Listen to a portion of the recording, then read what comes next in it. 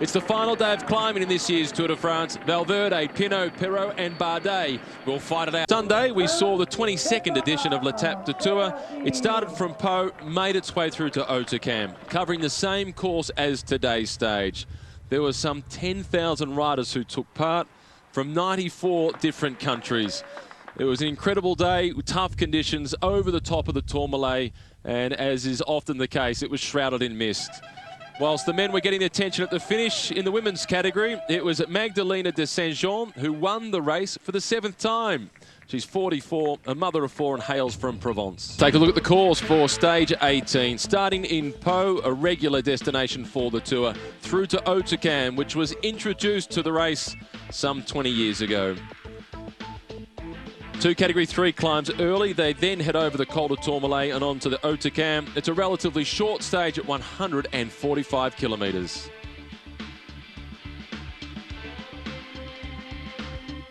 This is the palace in the centre of Pau, where the peloton is lining up, just about ready to go.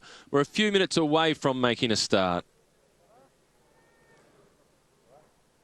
There's a 12-hectare park that surrounds this palace. It's now actually a casino. Back in the Second World War, it was converted into a hospital. It's also a conference centre. And so often throughout the rest days of the Tour de France, it's based here in Pau, and the conference centre becomes the media centre. Inside 1 minute before they roll out of Pau. Andre Greipel, the German national champion, a day of survival for him. Looking forward to tomorrow, which should be a day for the sprinters.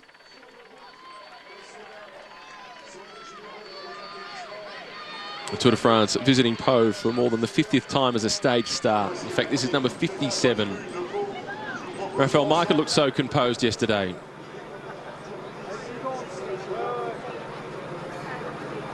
Countdown clock off on the big screen. It'll hit the 10 seconds, hopefully right where the riders are.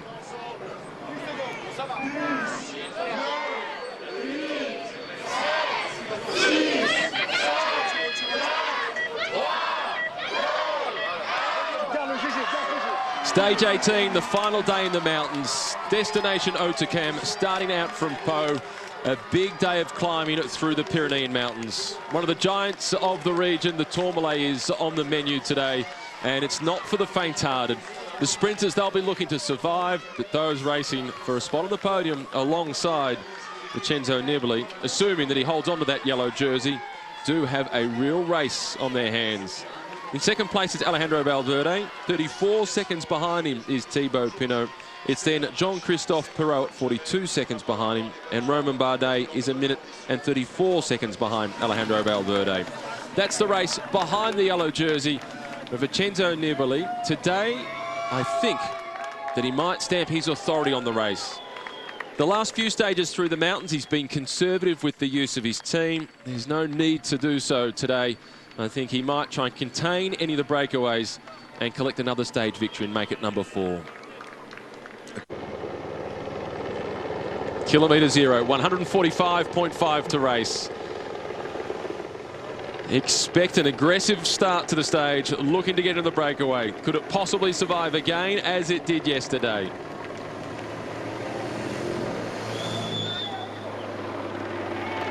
Stage 18 of the Tour de France is underway. It's the final day of racing through the mountains, and it's a big one in the Pyrenees.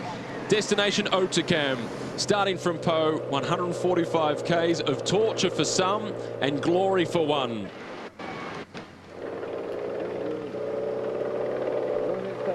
This is Jack Bauer. A day of survival for the Kiwi. Maybe he'll get in the breakaway again tomorrow and try his luck.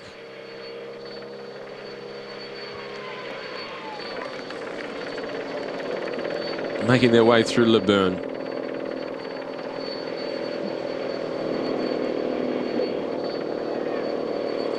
It was a super fast start yesterday, as it was the day before. That's good to see Richie Porte at the front of the Sky colours. And this is Jens Voigt.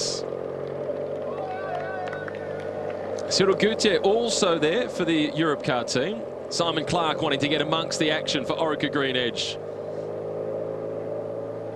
They've had a tough tour, Orica Green Edge, particularly after the glory of 2013.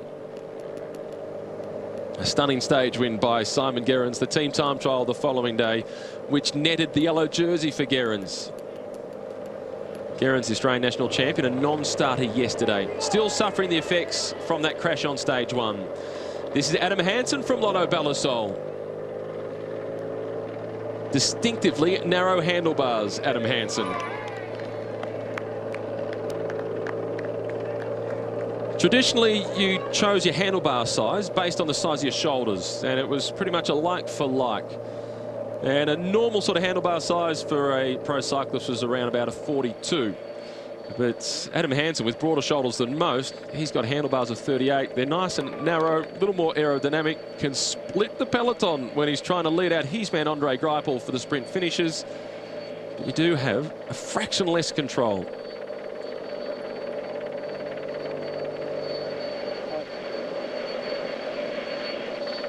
Flag is in, and it hasn't taken long for the action to really start to heat up. They are off in earnest.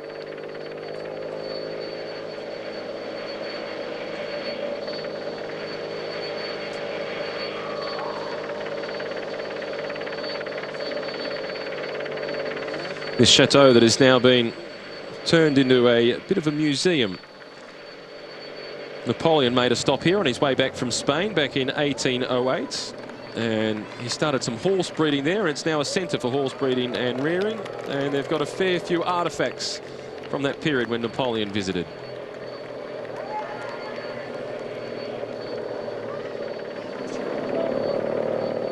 It might take a while for this break to get established, maybe until they go over the first climb of the day. It's a Category 3 climb. That's 28 k's into the stage. So they top out at the 117 kilometre mark. This looks like Petit Coumier now getting off the front. He sits in 101st position overall, some 3 hours and 7 minutes down in the general classification. They've been so active, Europcar, as they always are.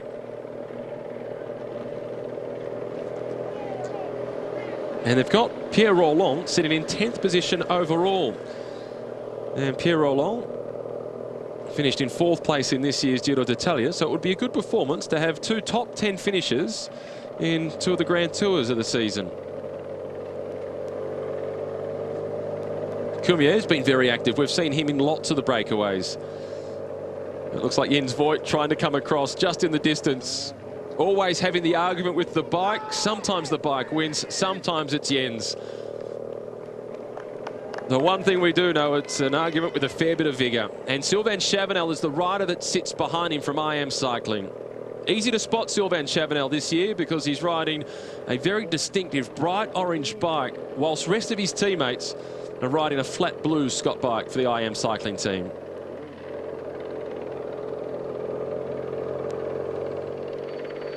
Well, it's not going to be easy for Petit Coumier to stay off the front on his own like that.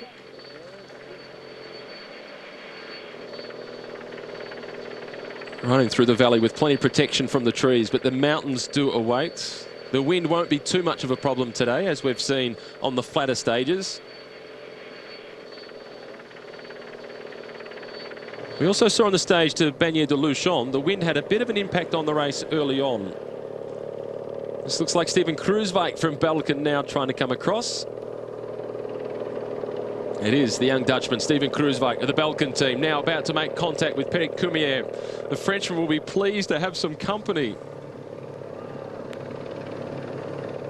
It would have been an unlikely day off the front if he was by himself. 2 more trying to come across. Simon Clark amongst them from Orica Green Edge. That doesn't quite work. He's got broad shoulders, Steven Kruijswijk, but he is a good climber. And the peloton sitting up, it looks as if this will be the break of the day. As Romain Failu desperately tries to hold on.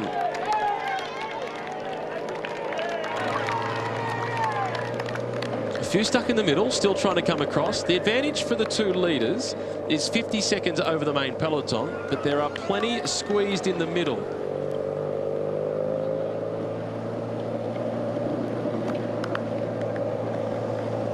There's a group of 18 riders attacking, according to Race Radio.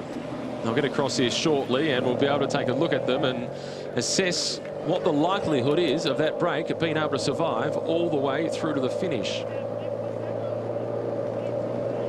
There were 21 riders in the breakaway yesterday, and only 2 of them managed to survive ahead of what was the group of the main peloton with the big favourites. It was Rafał Majka winning the stage, Giovanni Visconti in 2nd position, then 3rd across the line was Vincenzo Nibali.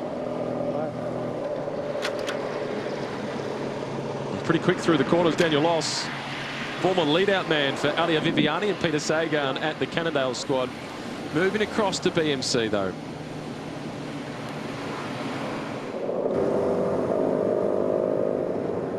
Minute and 5 seconds now their advantage over the main peloton. Race Radio providing the updates.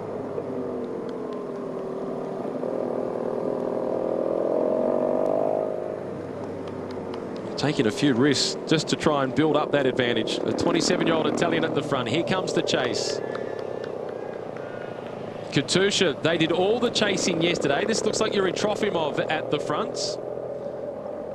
They did a lot of chasing yesterday to put Rodriguez into a position to try and take the lead in the King of the Mountains classification, but it didn't quite work out. Lars Bohm is there. This is Thomas Voeckler, Bill Cadre, Matthew Ladanu has made the move. Looks like Visconti in there again. Demarchi, Nievi.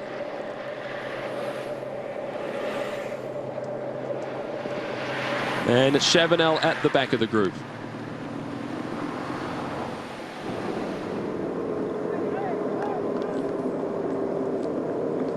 And the 2 leaders, they've recognised the fact that they've got plenty coming across. It will now be a breakaway group of 20 riders.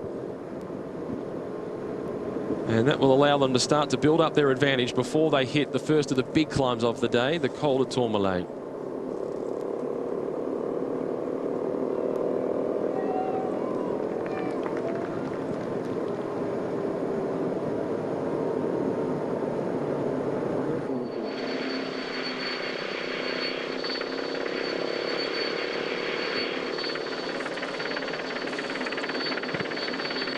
A minute and 15 seconds the advantage. I'm sure this will start to build for the leading group of what is now 20 riders. Yuri Trofimov is in the breakaway group. He sits in 14th position overall. He's at 28 minutes behind the yellow jersey of Vincenzo Nibali, so he won't be too concerned about his presence in the move.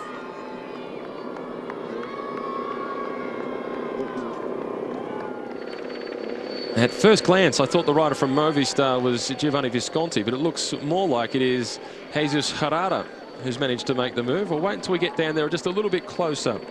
But Movistar, they were active yesterday. Visconti was 2nd on the stage. They were fortunate to have a few riders in the breakaway group.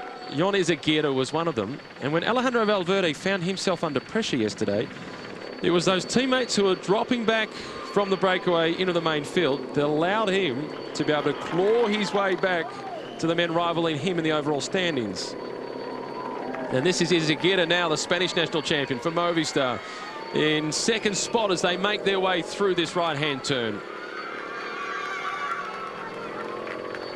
And 4 kilometres before Matthew Ladanu rides through his hometown. He won a junior world title on the track in the Madison in Melbourne back in 2002. It was the first opportunity I had to see him in action.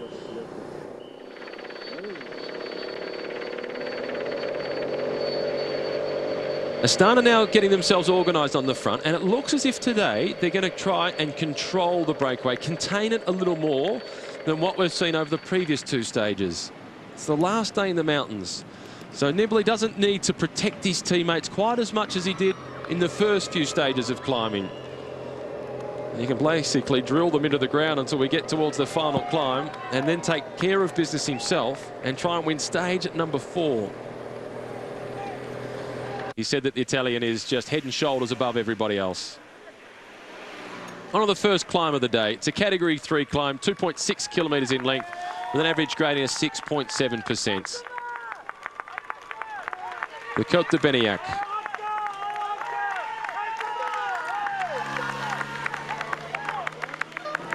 Sounds like the large majority of the cheers on the side of the road for Thomas Voeckler. Ale Europka, Ale Toma. The most common cheer that we've heard. This is Marcel Vies at the front. The Swiss rider who came here with hopes of supporting another Swiss rider, Matthias Frank, to go into the top 10. But Frank crashed out with a broken femur throughout the first phase of the race, which was marred with some nasty crashes. Big smile.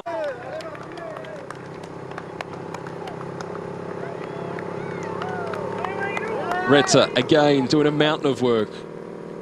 Rode the Tour for the first time last year and managed to finish with the final stage starting in his hometown of Versailles. What a way to round out your debut in the Tour de France. He's shown himself to be Mr. Versatile this year.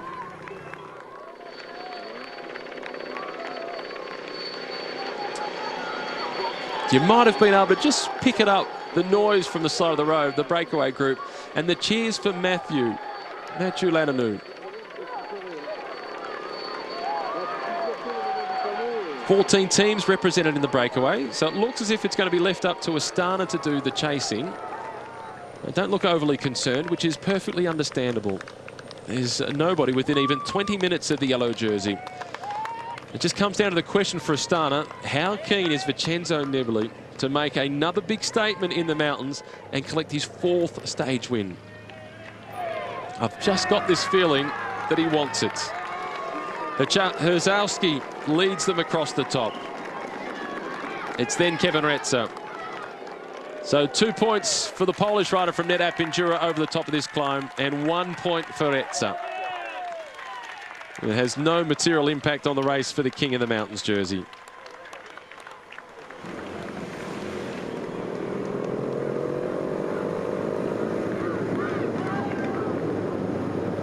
A classification that Rafael Marca currently has a 31-point advantage over Vincenzo Nibali on.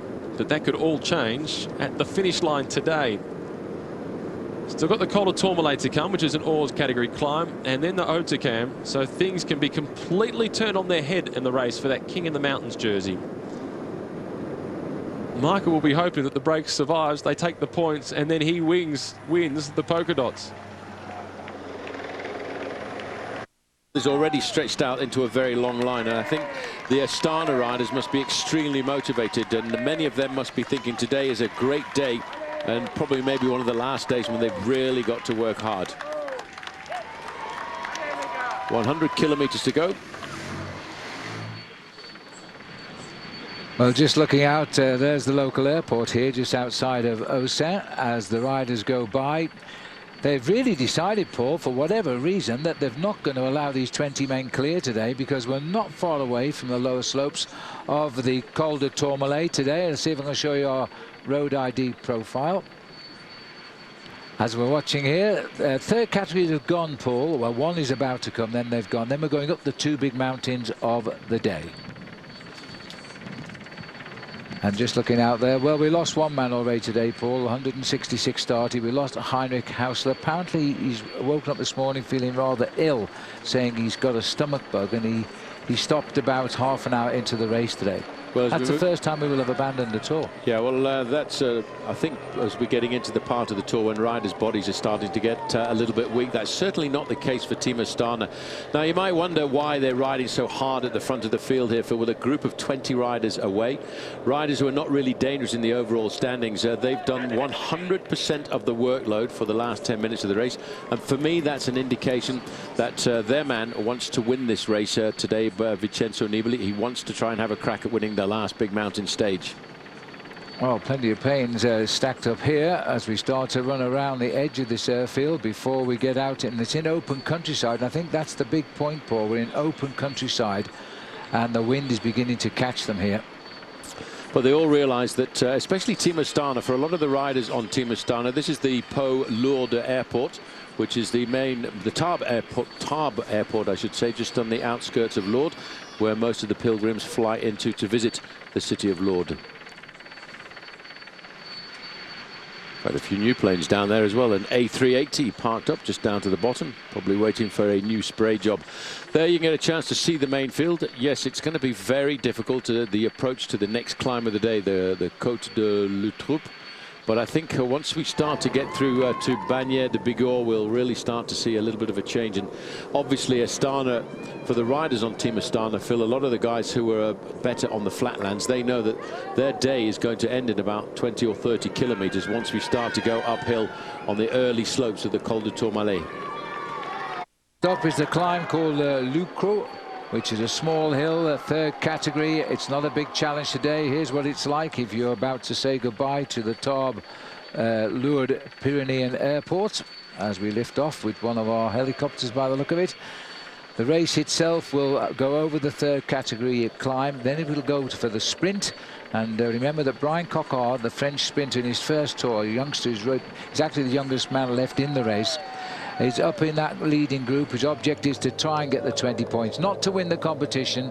It is possible for Peter Sagan to lose it, but very, very improbable now with the number of days remaining in the Tour. Yes, he'd have to not get a point between here and Paris, and that's certainly not going to happen. He's been so competitive since the start of this year's Tour that he is not likely to lose his lead in that competition, and he's the kind of rider who tomorrow will be looking to mark a few points as well. But I think what is interesting though, Phil, is just looking at the turquoise terrain here of Team Astana. It's quite interesting because Vincenzo Nibali in the last 48 hours has congratulations come to him from two presidents of two countries. One of Kazakhstan, because of course Astana is named after the capital of Kazakhstan, and also the president of Italy too. There we're about 2.5 kilometers, or 2 kilometers now from the start of the next climb of the day. It's just a third category, and it is the Côte de Lucrup, and that's 56 kilometers into the race. This is Kevin Retzer at the back. A lot of people have written in and asked about Kevin Retzer. Well, he lives in Versailles nowadays. He was actually born in Paris, but his parents are from the island of Guadeloupe in the Caribbean. He moved across to France and started cycling at a very young age, and he's been in the breakaway on a number of occasions. 3 minutes and 17 seconds. They're actually showing a little bit of resistance at the moment now, as we're getting towards this one little third category climb at Lucru, and then we'll go over to Tribon. Then that's where the sprint is, and then, boys, it's all uphill for the rest of the day. Well, it is. It's a pretty horrendous climb as well, because when they see the start, this climb, Phil, when they see the start of it, they'll see a little banner that says 2 kilometers to the top. When they get to the start of the Col de Tourmalet, as they've just gone through the very famous little town of Saint-Marie-de-Campin, it will say 17 kilometers to the top. Whoa. Slight difference. But the peloton, they really have got the hammer down this afternoon. They realise, especially the guys on Team Astana, this is the last real day that they have got for their man to get some extra time over the challenges, but also the last real day when they should get any challenge to the overall supremacy of Vincenzo Nibali. Look at the length of that field now, and the tourniquet being tightened by one team, Team Astana. They've definitely, the order's gone out, and I presume it's come up from Nibali to say put the pressure on. They want to soften this race up before we start the steep climbs today, and that doesn't all well for many riders in the Tour de France at this stage of the race. A lot of riders are tired as we enter the area of La Bigorre. Well, I think the extra motivation, Phil, for Team Astana as they start to head into the valley here, they realise this is a big day for them. It really could be that the final challenge for Vincenzo Nibali, who so far has not really put a wheel mark wrong. This is third category climb of the day, 2 kilometers at 7%. There's the sign behind the riders. Nobody interested after that wonderful performance yesterday by Rafał Majka to take his second stage win and a nice lead in the King of the Mountains. These boys aren't too interested in a couple of points at the top. No, they certainly are, but one man is interested in getting over the climb and then hopefully grabbing a few points in the green jersey points competition. That, of course, is Brian Coquard. He would like to stretch the difference between himself in second place and Alexander Kristoff in third, because that's a competition for second and third, which will certainly go down to the final sprint of the day on the Champs-Élysées. Some serious faces in that little group at the moment. And some big efforts being applied too, especially by Jesus Herrada with his jaw set there. Also Kevin Retzer. The Europe car have ridden as a real team in this race. They've got 3 riders in this breakaway again, and I think this time they want Brian Coquard to do the job and get 20 points and consolidate in his first Tour de France second place in the green sprinters jersey. Well, just as a point of interest, in this part of France, there's an interesting game of skittles which originated, and they play it with a wooden ball, which is about 20 centimeters across, and the skittles weigh between 2 and 3 kilograms each, and they're made out of beechwood. Originally, it was traced back to the times of Henry IV, although its true origin is not really known, but it's definitely come from the Béarn region of France, which is the home, of course, if you've been following cycling for many, many years, as I have, it's the home of Gilbert Duclos-Lassalle. In fact, he comes from the region just outside of Pau and won Paris-Roubaix on 2 occasions. In his second Tour de France, he finished 134, but this year he's been exceptional, helping everybody, especially on his team, getting to the right places. And he originates his family from Guadeloupe, and then, as Paul has said, he's moved out of the centre of Paris now, down to the area of the Palace of Versailles. Proving to be a great asset on this Europcar team, which has had a wonderful Tour de France. Well, he's got a couple of reasons to ride on the front here. First of all, to make it fairly steady on the climb, so there are no attacks and changes in the tempo, because he first of all wants Brian Coquard to get over the top of this climb with the group and try and get himself maximum points when we come to the intermediate sprint point. But obviously, Thomas Voeckler will be looking to try and get himself a victory on today's stage, because after all, he's been overshadowed a little bit this year by a lot of the French youngsters. Lars Boom has taken up the running for Belkin, their second team in this race at the moment. Thomas Voeckler dancing behind him in the distance there. Lars Boom takes it out anyway. This is the man that won at Wallers over the cobblestones in northern France on the 5th day of this race. 3:30 at the moment. Back with the main field, 3:30. It's locked at 3:30, and that's the way I think it's going to be for quite some time until we actually begin at the start of the big climb of the day, which comes fairly shortly. There's confirmation. Lars Boom gets himself the points over the top there, ahead of Huzadzki, the Polish rider on Team NetApp. NetApp having a very successful tour. They lost a little bit yesterday for Leopold Koenig. He dropped from 7th to 9th, but I think he'd be quite happy to take that away from the Tour de France, because they came in as a wild card selection, not knowing what they were going to take out of the Tour de France this year. Well, they just look as though they're both riding at the same speed here now. The peloton had a little bit of a flurry. They knocked a minute off this lead, looked as though they were intending to do something about that, and then all of a sudden they have come together. Now this is at 5 kilometers to the sprint now, and the pressure has gone on in the breakaway. Well, they've split the breakaway, and that's probably because in that breakaway, when you get a breakaway, Phil, quite as big as the one we've got here, a breakaway of 20, all of a sudden you tend to develop a few little hangers on, and that could well be what has split the group as they went over the top of the climb. I think it will come back together, but that gives you an indication of which riders are starting to weaken a bit as we approach what's going to be, for me, the big high spot of today, the Col de Tourmalet, and that starts in about 15 kilometers time. Well, the Bigorre is famous for its maze fields, and just to prove it, there they all are, as we see the leaders of the split breakaway at the minute. Coming up, Daniel Oss is the Italian rider in the red jersey on the right, but at the back is the sprinter Brian Coquard, so it's still going well for him. He's only about 4.5 kilometers now from that green jersey sprint. Well, he's just keeping alert. For him, that's the most important objective of the day. There are 20 points available for the first rider to cross the line once we get through the town of Trébon, which is rather an interesting name here, because it means very good. Yeah, and it would be very good, or très bon, for Brian Coquard if he was to get those points. Points available for the first 15 riders to cross the line. Normally at this stage of the race, the points are not really quite as important, but for the Frenchman, he's obviously trying to consolidate his second position in that competition. And amazing to think, a rider who has moved across from the track, and when it comes down to the sprints, he gives about 10 to 12 kilos away to riders like André Greipel and Marcel Kittel, but he was a silver medalist in London in the Omnium on the track. And Coquard tried to move ahead for his second place over Alexander Kristoff and Marcel Kittel, who have won between them 4 stages of the Tour de France this year. Keep looking for Brian Coquard. I've seen Retzer going through, Thomas Voeckler a little bit further forward, and he's in fact to move to the front there in front of Lars Boom. He looks over his shoulder. He's going to get some. Yeah, he's going to get a challenge here. Well, Boom seems to be interested. Look, Boom is gritting his teeth here and running for the money, I think. But Coquard is showing us his sprint. His first Tour de France, he's come through very, very well. Something fell off his bike there, and he's wondering what it was himself, I think. Well, something could have dropped out of his back pocket, but I think he thought that he was going to get an easy 20 points there. And, of course, let's not forget, Phil, 1,500 euros, or almost 1,800. Let's see now. We think it's his little race radio. Well, the money he's won there is just about paid for the loss of the radio.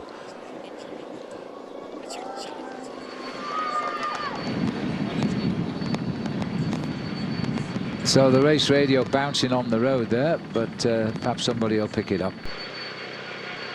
Coquard, by the way, with the 20 points that he got at that intermediate sprint point, has now got 253 points to Alexander Kristoff's at 217, so that gives him a nice little buffer. Tomorrow should be a stage for the sprinters as we move up towards the north to finish in Bergerac. And it's a fairly long and flat stage for the riders. We move from Marbouget, Pays de Val d'Ardour, up to Bergerac. And there is hardly a hill on the horizon, but the organisers have managed to find a nasty little hill just down towards the finish. Then the next day is the long individual time trial.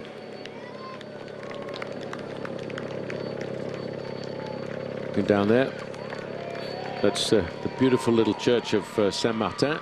You see the 4 towers on the corners there. The spire housing has 4 small bell towers in that rather interesting corbelled construction. There's a museum here to the birthplace of Dominique Larrey, a surgeon who was made famous in the Napoleonic armies and was a native of this little village.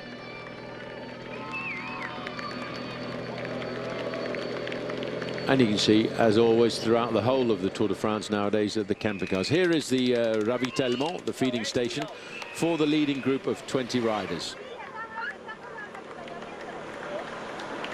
Cannondale have put 2 riders up here.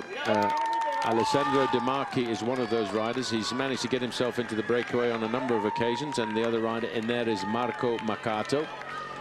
Mercé Thierry, Adam, Jaja, which is Jalabert, and Jean-Paul L'Histoire, and Cédric Vasseur.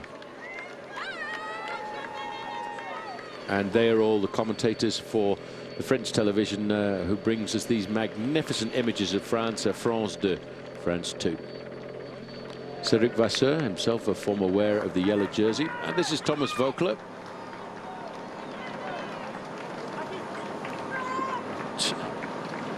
Strange style of Thomas Voeckler out of the saddle. Looks like he's fighting with his bike all the time. It always looks as if he's struggling, but he always manages to get himself into these breakaways.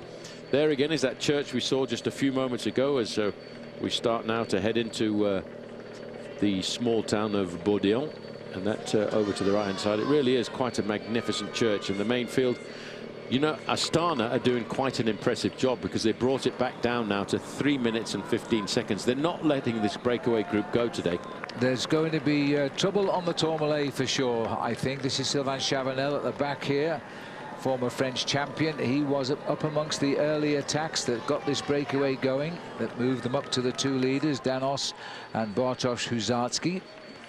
The gap, though, has come down again in the town of Compiègne and St. John the Baptist, the church. There she is. You must know all about that one. Well, actually, it's a 16th century church, rebuilt in the 17th century, and it has a monumental porch church tower with a 7-section chevet, Renaissance door, and a single wooden nave inside. Compiègne, though, Phil, is a rather strange and interesting place as we start to move through there, because when you drive through, there are all these sort of strange dummies sitting in people's windows, and it's all. I've always found it a little bit spooky. Well, we'll keep an eye out for them. They're little, like large, life-size rag dolls filled with hay, and they decorate the streets of town here, and I have to say I find it a bit scary. Well, the Compiègne region has built so much of the history of the Tour de France since the Pyrenees came into the Tour in 1910. The story goes the organisers sent an emissary in the winter, I might add, to go and check out if cycles could possibly go over the high mountains of the Pyrenees. Unfortunately, the snow and the roads were closed, so the emissary sent the word back, absolutely no problem. They can always race over there. Hence, they came into the Tour de France in 1910.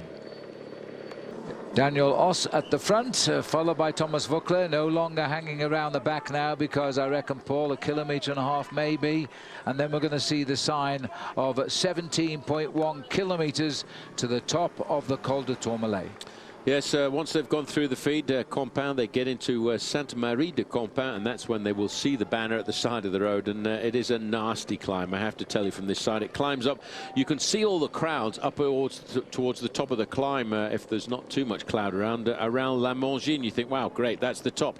Unfortunately, there's still 5 kilometres to go to the top from La Mangine up to 2,115 metres, which corresponds to around about 6,940 feet. So the peloton lining up. They're going to go to the foot of the Tourmalet with a deficit of around about 3.5 minutes, and a little bit of a problem here for Jakob Fuglsang at the back. He's the rider that crashed the other day in the Alps. He's still covered in his bandages. Yes, but he stayed in the race. He struggled through that stage, lost half an hour, sorry, on that stage with that nasty little accident. He was patched together by the race doctors, finished the stage and managed to immerse his body through the next couple of days, and he stays in this race to ride up alongside Team Astana. There's only 5 teams, by the way, left with a full complement of riders who started from Yorkshire. That's Movistar, the team of Alejandro Valverde; Astana, the team of Vincenzo Nibali. They've got still all 9 riders. AG2R La Mondiale, the French squad of Perrault and Bardet. They've still got 9 riders in, as too has Europcar. We've got 3 riders in the break, including Kevin Retzer, who's sitting on the front here just ahead of Brian Coquard. The other team is the wildcard selection team who were brought in at the last moment, Bretagne Sèche Environnement. They have also got all 9 riders left in the race. I think we'll start to see a little bit of a changing in this group of 20 now, because once we start to get to the slopes of the Col de Tourmalet, there'll be a number of riders that will begin to get left behind.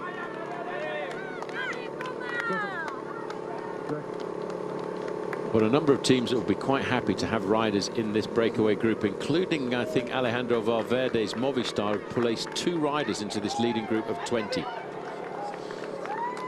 Just looking for the sign. We'll recognise the town when they come in, Paul, that little narrow entry point into Sainte Marie de Compiègne, and then we're going up the mountain. Yep, and it's a long climb up towards the summit, and it's a very difficult climb also, I have to say, from this side, and it's pretty steep. The board is just around there. It is. I was beginning to think they'd taken it away. 17.1 kilometres now of the Col de Tourmalet, as they now begin. That's over 10 miles of climbing in the Col de Tourmalet. Average gradient 7.3%. Comes in just under 7,000 feet above sea level, and miles to go. And when we get to the top, is 31 to the finish. Yes, that's a bit deceptive, though, Phil, when they talk about the 7.3%, the average gradient, because once you get part way up from kilometre 6 to kilometre 15, it's between 8 and 9%, and the early part is the easiest part, if you like. I suppose you can use the first few kilometres, the first few miles, as a little bit of a warm-up, but even on these early gradients, you can see there's already a split in this main group. Well, as they climb up the Tourmalet now, an extra 5,000 euros for the first man over the top. It's not the highest part of the Tour de France this year. That was the Col d'Izoard in the Alps. But this is in memory of Jacques Godet, the great father of the Tour de France. And, well, Phil, just looking at Kevin Retzer, who went to the front there, the rider from Europcar, he put a real big hard turn in there, and I don't think he expected to leave his own teammate and team captain behind, Thomas Voeckler. That's Voeckler in the second part of the split, and he's being paced there by Brian Coquard. Just shows you just how well Kevin Retzer's come on in his second Tour de France this year. He's gone back to the front of the split to help his teammate Voeckler there at the moment.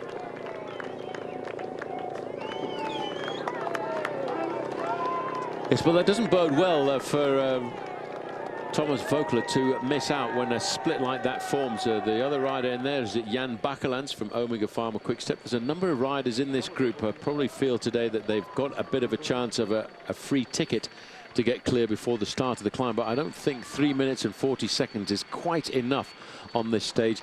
They would have needed 7 or 8 minutes advantage to hope, I think, to survive over the top of this climb, because here I think we'll start to see a little bit of movement coming, just to see whether or not the man who leads this race, Vincenzo Nibali, is still riding well, still riding strong and recovering overnight. Well, that's a bit of a surprise too as well, because that's Thiago Machado slipping away from the group. He has been one of the riders now. These are the early moves, the early accelerations. Blel Kadri, already a winner of a stage and aware of the King of the Mountains competition. Daniel Oss nailed it all back, followed there by a little bit further back the former French national champion Sylvain Chavanel. And Brian Coquard, well, I have to say that he is doing an excellent job here, because he's reputedly the climber of the squad, but he's certainly ridden straight back up to the front there to try and make sure this group stays together for his man Thomas Voeckler, who theoretically is the man that they will count on in the latter part of the race. Now it's Sylvain Chavanel, another great time trialist who's trying to tempt the breakaway to pick him up. This high average speed is approximately 6 kilometers an hour average at the moment, more than the organisers expected on today's stage of the Tour de France. But of course the roads have been predominantly flat. And now they're all going to be hilly, so the average speed will come back, as Sylvain Chavanel is putting in a big bid here. Well, he knows it's a chance for a long raid, and he's not afraid of this kind of thing at all. He's won 3 stages in the Tour de France, so one in Montluçon back in 2008, but his best year in the Tour, I think, Phil, would have to be 2010, when he won that stage after a long breakaway into Spa, when nearly everybody in the main field fell off, but he kept going, and then he won the race into the Station des Russes.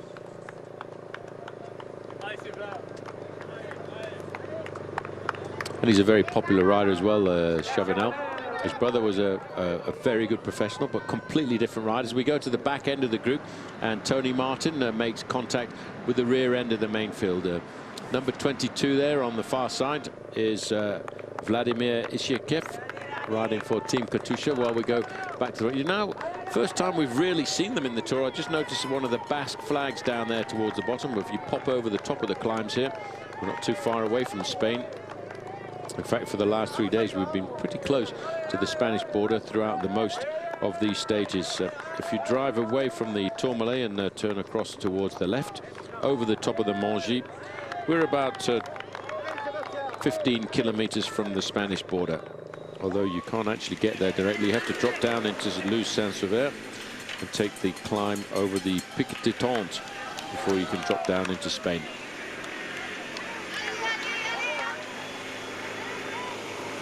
Well, Chavanel has got 15 seconds advantage, and he's realizing that this could be his big opportunity. Chavanel using the whole road here, switching with the corners. These are the lower slopes of the Col du Tourmalet. He's a man, though, has worn all the leaders' jerseys in the Tour de France over history. It's his 14th Tour, by the way. And we'll see. He's gone away with one reason, Paul, and that's to give I Am Cycling a stage win. Well, I think maybe spurred on by the fact that the Australian rider on their squad had to abandon today after being sick overnight, Heinrich Hausler.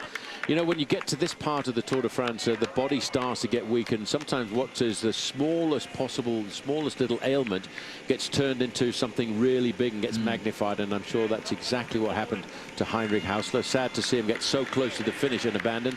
But the man that's gone off on the attack, Sylvain Chavanel, I mean, this year, for the 6th time, he won the French Time Trial Championships. He's no fear at all of riding on his own. Field. Yes, and although Alberto Contador has that broken leg, he's still not ruling out the fact he too will be in the Tour of Spain at the end of the year. Could be a very intriguing field.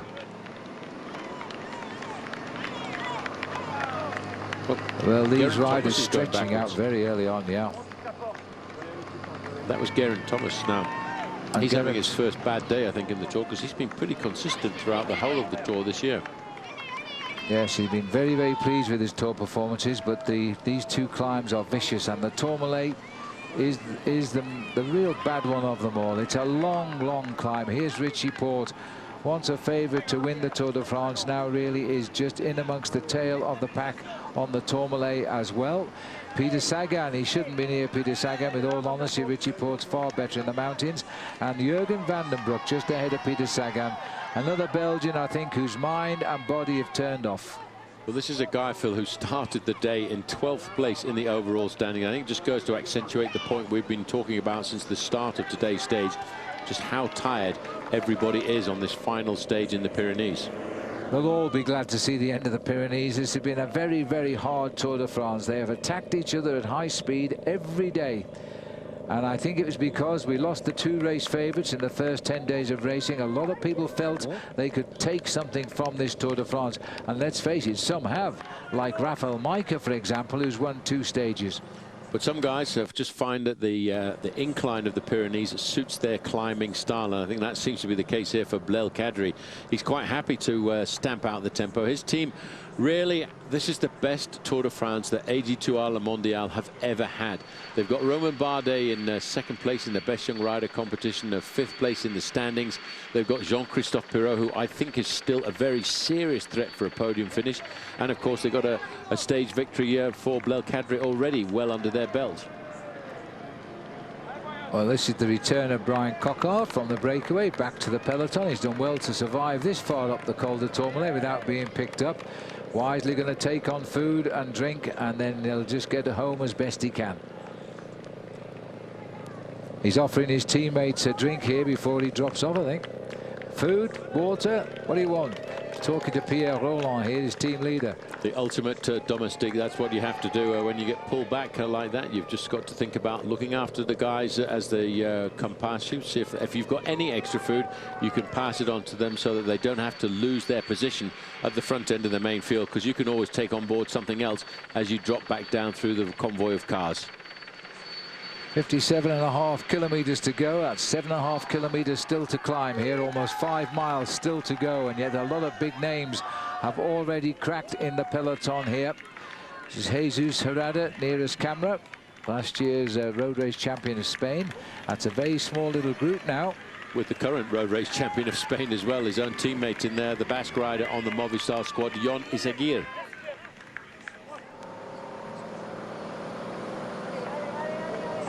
These are the 2 leaders on the climb of the Col de Tourmalet, and Mikel Nieve at the front here would love to win as near as he will get to his home of Spain. All cheers for Thomas Voeckler. He's just ahead of Sylvain Chavanel actually at the moment. Chavanel started the move and now is beginning to steadily go backwards.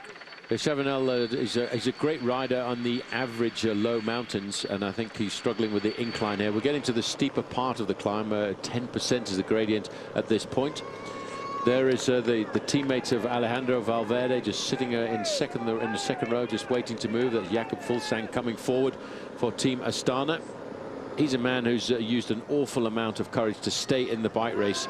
As we can see again, plenty of damage being done at the arrière du peloton, the back end of the main field, and that's Ben King, the American rider on Garmin Sharp. This is Marco Mercato, who was in the breakaway. He suddenly started zigzagging across the road. He wants a drink and he says goodbye. He's left his teammate up there, as far as I know, in Alessandro De Marchi. I couldn't think of his name. Yes, there he is. I can see him right on the front at the minute. Daniel Oss is now becoming a casualty from this leading group. Now we're really starting. Thiago Machado, you see all of the riders in that group, Phil, they're starting to find out that, well, Jakob Fuglsang, I think the lights have just gone out there. I think they have. He's just said, you're going through. He's still suffering from those injuries. He's asked the other riders on the team to start setting the pace. He's moving to the back. It's the team called on daily by Nibali to set the pace, of course. I noticed another rider from Sky had managed to get onto the back end of the yellow jersey group. That was David Lopez, and again one of the great climbers of that squad. Slipping away here, the next man to come off the back is Julien Simon.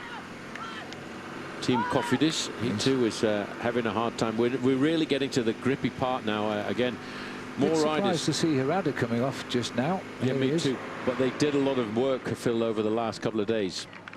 Somme, 8 kilometers on the signboard there. 5 miles still for the main pack here. That's Rockhaus. He's ridden well considering he's a sprinter on this mountain so far, but he's coming off now, number 18. He's done a lot of work in these Pyrenean mountains to look after Alejandro Valverde. I think they've still got a lot of confidence in Valverde, and I'm sure we'll get a lot of vengas when we come up to this last climb of the day, because there are, for the first time really, we've started to see plenty of Basque flags appearing. And one of the riders in that leading group, Mikel Nieve, for many years, Phil, raced on that famous team, one of our popular teams, Euskaltel Euskadi. Well, this is the yellow jersey group. But there you can see it with the yellow helmet, the red number on his back there. That is Romain Bardet moving up the outside. Scuttering up the outside there in the white jersey was the man who took it away from him, Thibaut Pinot. Two youngsters becoming very popular in France. Nieve rode for the Euskaltel-Euskadi squad from 2009 up until last year when it was disbanded, and then he was brought on board of Team Sky. One of his best performances was 5th overall in the Tour of Switzerland back in 2012. Now we're starting to see Laurent Fignon avec nous. Yes, of course, that's remembrance to Laurent Fignon, who won the Tour de France twice in 1983 and 1984 and passed away a couple of years ago from pancreatic cancer. Another man from the breakaway. You see how much time these riders who are in that early breakaway lose once we start to get to the slopes. It's a vicious climb, the Tourmalet, and we haven't yet started to get away from the forested area. And the forested area down here, they're somewhat protected. Still, it is the riders of Astana, but one rider who seems to have dropped out of it, surprisingly, is Jakob Fuglsang, the injured member of the squad, but also seen as the strongest member of the helpers, and he's just gone to the back of the group. Well, this is Thiago Machado. He was in that breakaway group a little earlier on. Started with a 4-minute advantage. Now all of a sudden he's been picked up by the yellow jersey group. The same also for Kevin Retzer. A lot of the riders, Phil, they got into that early breakaway on the flat part of the course, and many of them got up there to be in the breakaway group to help either their teammates in the breakaway group or to be there later on and get picked up on the slopes of the Tourmalet to be able to work for their own team leaders in the yellow jersey group.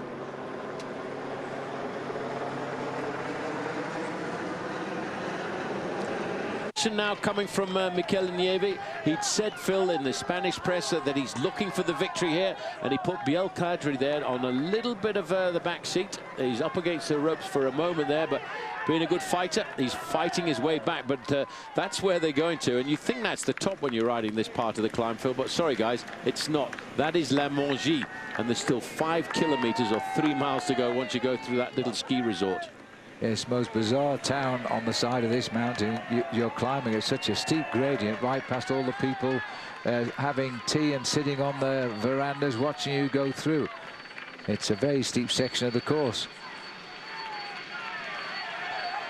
Yes, it is. And merci Jean-Paul Olivier. And his nickname, by the way, is Polo l'Histoire. And he's the commentator for French television, France 2. And he's the man who knows more about the history of the Tour de France than almost anybody else. He really is an incredible guy. You can ask him about the Tour de France from 1952, and he'll tell you about the breakaway that so-and-so was involved with and where he stopped on the left-hand side of the road and what he had for breakfast that morning. A great guy and really interesting guy to have a chat to. And he's covered 40 Tours de France, Jean-Paul Olivier. We go back now to the group of Astana-led yellow jersey group, and it's not very many riders left in this group. Maika is still in the group though, so he will be looking and hoping and counting the number of riders up towards the front to see whether or not he's going to survive and get himself a few more points in the King of the Mountains competition. But there's still a lot of riders ahead of him, so no points available. 12, I make it 17 riders ahead of the yellow jersey group on the road. So for the moment, there are no mountain points available for Maika. But that'll be okay because nobody else is going to damage him either. There's a lot of points at stake today. The last 2 climbs, there's 25 at the top of this. And at the top of the last climb of the Pyrenees, they double it. And they give the winner 50 points today, as they did yesterday. So Mike is going to feel pretty safe if he can maintain the status quo in the race.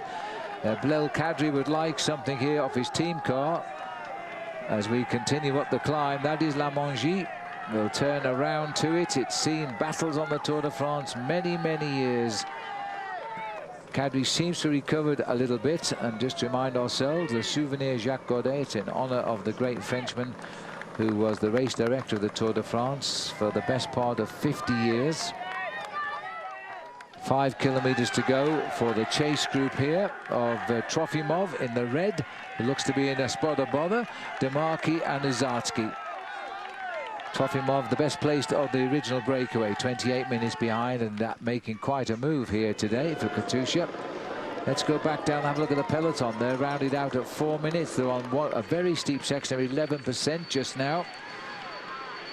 You can't hire a camper van unless you book it about a year in advance in Europe at this time of the year. They're all out on the Tour de France. Just being picked up here is a Florian Guyot of the Britannia team. He was in the original breakaway of 20. Another one down. I'm not too sure how many are left in between now.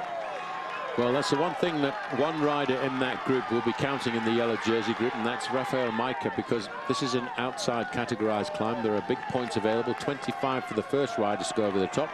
Ronan Ponsec Travel. Well, Ronan Ponsec, if you know the name and think that sounds familiar, he wore the yellow jersey in the Tour de France when he rode for the Z team. And he was a big helper of Greg LeMond when Greg LeMond went on to win the Tour de France for the second time. Yes, third time. If I remember rightly, he won the yellow jersey on his birthday as well. So he's still very much in evidence on the Tour de France. And all the campers nicely off the road at Saint-Marie, at La Mongie rather. We had a rest day here a couple of years ago, and Sean Kelly took a bike built in 1910 and rode from the bottom to the top of the Tourmalet. He said, but I'm not going down on that bike because the brakes aren't very good. Well, I'll tell you one thing, I certainly wouldn't have ridden it up either, because it weighed in at around about 20 kilos. It was a fantastic looking bike, and Kelly was dressed in the style of the era as well, and he said it was not a lot of fun. Only 2 gears, one on either side, and if you wanted to change gear, you took the back wheel out, turned it around and put it back in again. Mikel Nieve, he's 30 years of age now. He's born in Lleida in Spain. He's very much a Basque rider. He turned professional originally for the Orbea team of Spain before going across to Euskaltel Euskadi in 2009, a team that he remained with until 2013. There is La Mongie in the distance, and once again the clouds are coming down. Our helicopter cameraman doing a fantastic job of keeping it below the cloud level. Now back to the camera bikes. On days like this, there are special precautions taken by French television to make sure we can keep images. If we lose the helicopter shots occasionally, it's because the images on the motorbikes are going straight up to a fixed-wing aeroplane, which is flying at around about 10 to 12,000 feet above the race. And the pictures might get just a little bit softer, but they do a great job of actually managing to keep the pictures coming along when the clouds come down too low. This is 3rd, 4th and 5th place rider on the road, and Trofimov, he keeps suffering but keeps fighting his way back to stay in contact with these guys. And you mentioned early, Phil, about the possibility of the most aggressive rider for the whole of the Tour. Well, I think Alessandro De Marchi has got to be a serious candidate for that. Yeah, absolutely. He's appeared on most of the days. He's worn the red number 2 successive days. This is Thomas Vauclair here. He's in the group at 1:45. He was in the original break of 20. He's still nicely in front of the main chase by the yellow jersey. No drinks needed. Vauclair is very important here. He's really struggling at the moment, though. He's allowed those couple of riders to get away from them. Look at the slope of the Tourmalet now. Doesn't look very hard when you're riding like this, does it? But believe me, it is very hard. Yes, I know. The problem is, Phil, they've been climbing this for about 45 minutes so far, and they've still got a good 10 or 12 minutes to go until they get to the top. It's because of the distance of this climb, it's almost a 1 hour ascension for the majority of riders, and for others it's going to be 1 hour 10, 1 hour 15. These are the 3 chasers, the bowed shoulders of Trofimov, best placed man up front. Only lost 28 minutes since he started his tour. He's in 14th place. Here comes Thomas Vauclair trying to reach them. A lot of these people are from Spain here to cheer them on. That's why Nieva wants a result, as well as for Team Sky, of course. 4 minutes. Lars Boom, another man who was in that early breakaway. He's about picked up by the yellow jersey. The catch of Lars Boom now has done pretty well to hold off the group behind, as long as he has from that front group.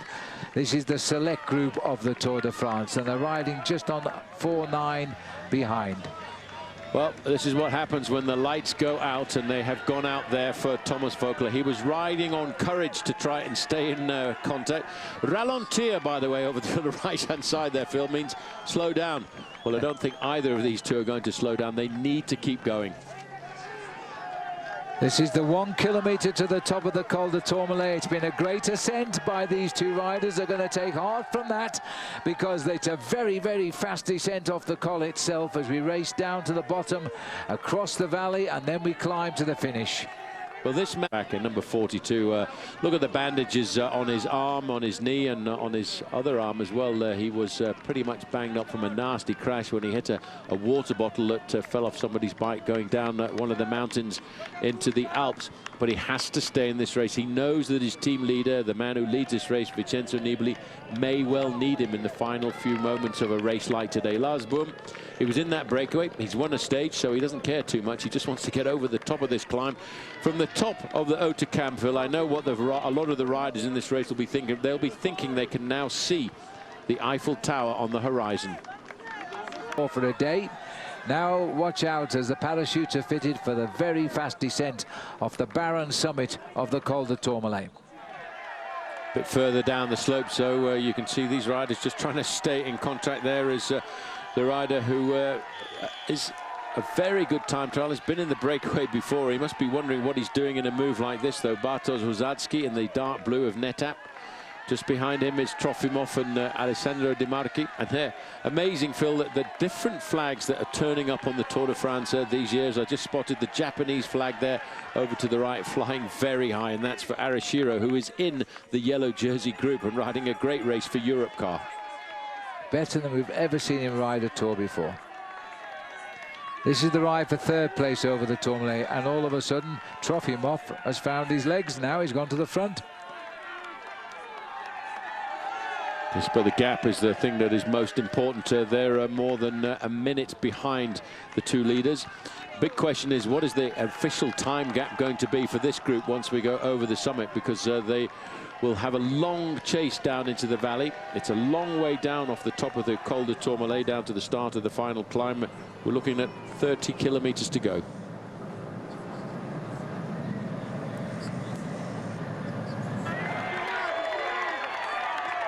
Souvenir Jacques Godet. Remember that for Belkadi, an extra 5,000 euros for the top. Third place then Trofimov, followed by Di Marchi.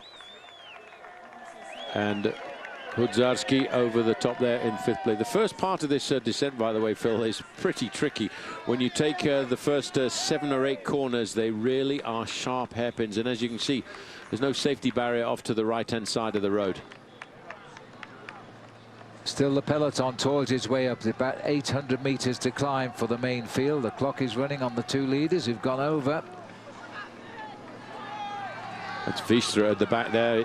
He missed out on, well, he refused to ride the Dutch National Championships this year just before the start of the Tour de France because he wanted to make sure that his preparation for the Tour was ideal. He didn't want to have any extra fatigue in there because he felt so confident that Vincenzo Nibali was going to be in with a chance of winning this race, and it looks like that was a good gamble. This is Thomas Voeckler here. He's going to just about hold off the group riding behind him, the peloton. He might recover a bit on the way down. There's only one more climb left. There's Majka here, led up by Michael Rogers, the Australian, who's also won a stage of this Tour down in Luchon. And they've come right alongside here now. Well, all of the points for the King of the Mountains have actually been taken because the fact that we had that very big early morning breakaway. But I think it's a question of pride for Michael Rogers there to pace the man who leads the King of the Mountains competition, Rafael Majka, to the top of this climb with the yellow jersey group. But it'd be nice to follow Thomas Voeckler on this descent because he's a bit of a madman when it comes to trying to catch up. I saw the policeman cheering him on there. Very popular French cyclist, always an entertainer. He's over the top of the Tourmalet.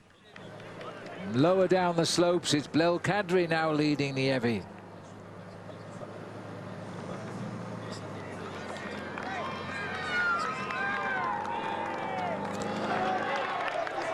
Well, Mick Rogers, I think, has decided he wants to remind people that he's won himself a stage of the Tour, 2 stages of the Giro d'Italia this year. Climbing up just into his wheel there is the man who's in third place, Thibaut Pinot, and the damage is certainly being done as we come up to the summit of this climb. Most of these guys, though, Phil, they should be able to recover in the first few kilometers of the descent as they start to see Sylvain Chavanel for the first time since this morning. Well, he was riding behind Vauclair, but he's not going to be so lucky. Michael Rogers is coming up behind him. I noticed Nicholas Roach was in trouble at the back of the group, just coming up as well. Should recover on the descent, as Thibaut Pinot sits behind in that white jersey there. The polka dot of Majka is also there. These are the big names now, and they're getting themselves organised for the last race up to Otakam. Just spotted there, Majka on the left-hand side, taking on board a rain jacket, but that's, Phil, because of the chill factor from maybe only 45 to 55 degrees Fahrenheit over the top of the climb. It will get cold on the descent. And that's because of the chill factor coming from speeds of up to 60 miles an hour going downhill. For a man who was not a great descender, the best way to conquer your fear is to attack it. And that's exactly what Thibaut Pinot is doing here. He's gone over the top and he wants to lead down this descent and pick his own lines around the corner.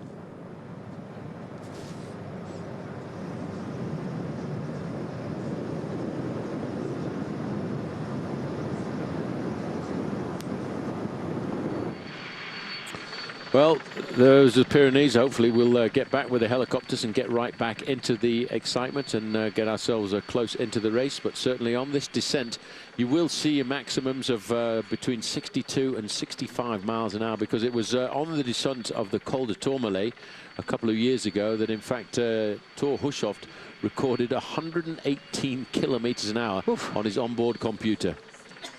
Well, Kadri got the 25 points in the AV20, and Trofimov went over. He got 16 points. It was Ozarski went over in 4th, Demarchi in 5th, Simon in 6th, and Daniel Oss, the man that started all, hung on there for 7th. Jan Bakelants over in 8th.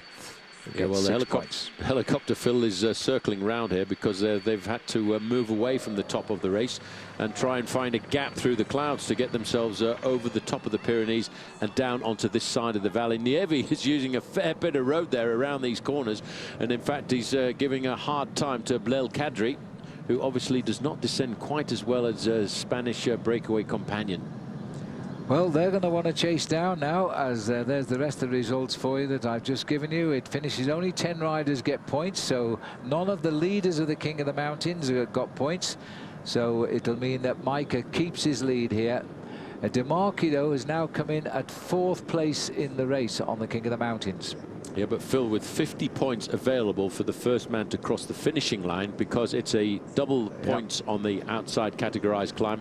If Vincenzo Nibali was to win the stage today and Majka was not to get any points at all, well, he would lose that King of the Mountains jersey tonight. And it'd be very difficult to get back because there's only a few small points left between here and Paris. I think it's impossible, but we'll see if it works out that way. It would be 168 for Nibali against 149 for Majka.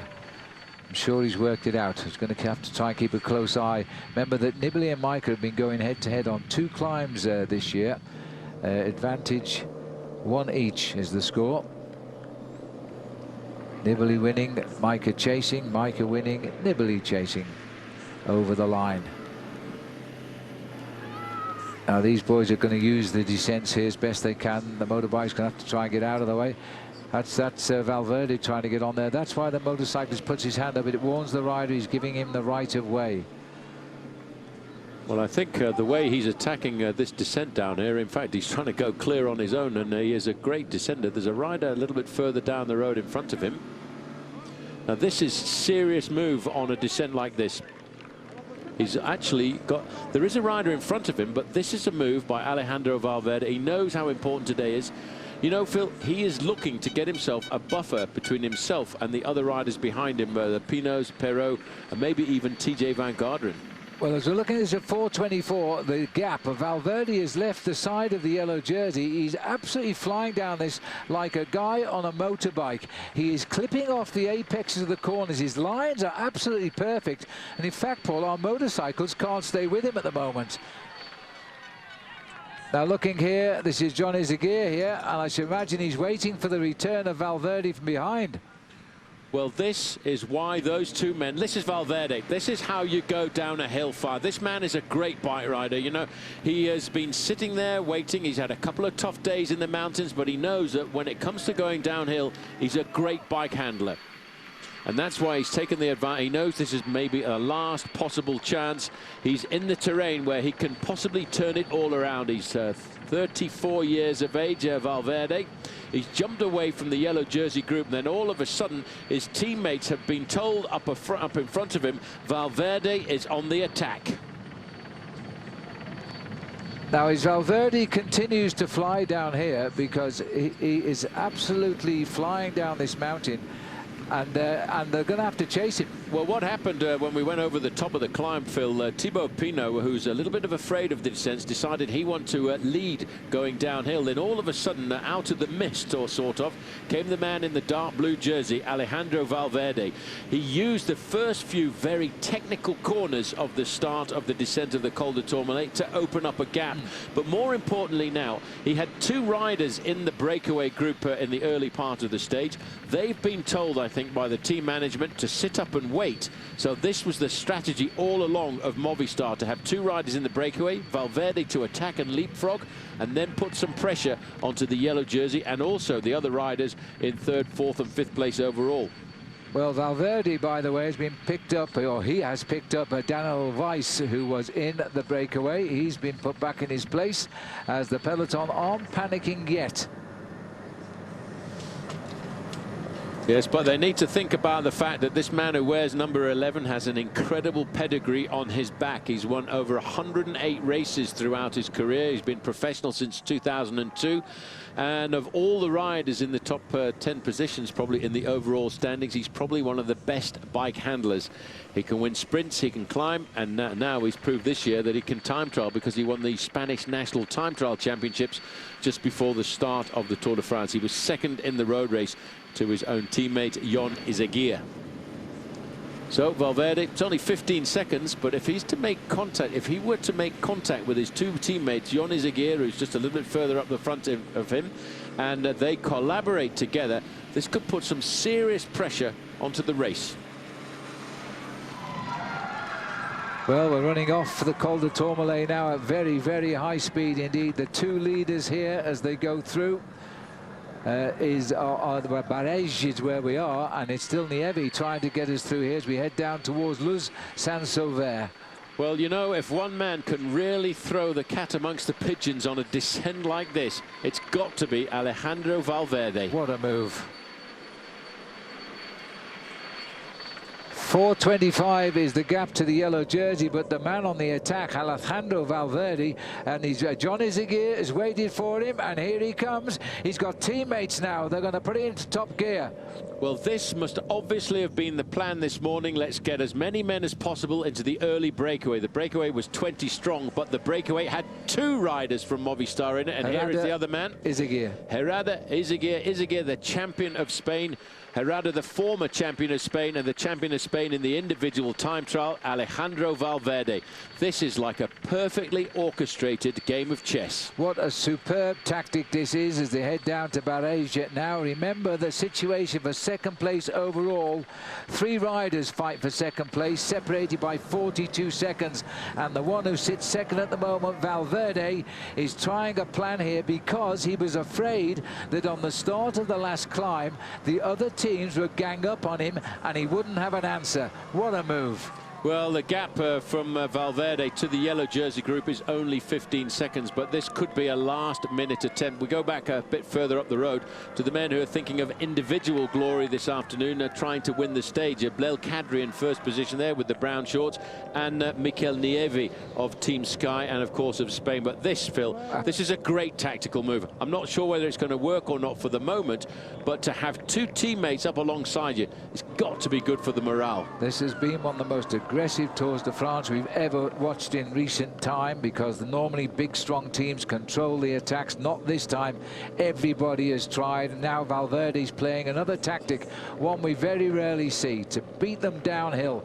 So we're running now towards the valley, and then we'll start the last climb to Hautacam. Well, in that group of the yellow jersey, Vincenzo Nibali, nearly everybody else is there, Phil. Thibaut Pinot, Jean-Christophe Perrault, Romain Bardet, TJ Van Garderen.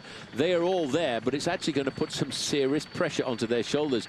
And there are still a number of Movistar riders in that group behind. So if anything happens up towards the front, Alejandro Valverde has still got plenty of teammates up alongside him. I think we talked a little earlier about how exciting the Soccer World Cup was this year. Well, it's turning out the Tour de France is exactly the same. There's the man there on the outside, pushing on. John Izagirre looks at him, shakes his head. Valverde's going to take every inch of this descent. It's a long way down, by the way.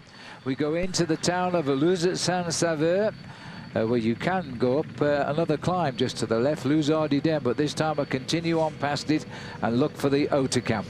Look at Vincenzo Nibali there, Phil, in the yellow jersey, taking on board plenty of fluid and liquid. He's just riding in a relaxed manner for the moment, allowing it to unfold. And these two guys, at 34 kilometers to go, have still got 4 minutes advantage over the yellow jersey group, which is a good advantage to have as they line themselves up to get down to the start of the final climb of the day. They're about to drop into the town of Luz-Saint-Sauveur. Once they've gone through Luz-Saint-Sauveur, it still continues to drop down a little bit from 114 to 130 kilometers of the stage down to Eros, and that's when the climb up to Hautecam begins. Teammate of Alejandro Valverde has been disqualified, and strangely enough, there's his name over on the right-hand side of the road. Well, that's unlucky. Well, obviously we don't know what's happened out on the course. That would be the likely reason, because it is immediate disqualification if you do that, especially on a mountain. It's happened many times in the Tour de France before. But the big thing is that's a strong teammate of Valverde for perhaps tomorrow or the next day or Sunday. He's out the race. Minute 36. Now we're getting up onto towards the start of the climb. It's just a 0.2 of a kilometer ahead of these boys.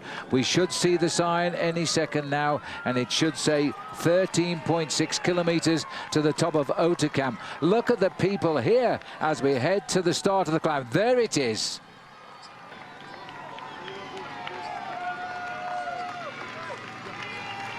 Through the crowds here now, the peloton is down to about 20 riders. They're 1 minute 10 behind the lone leader now.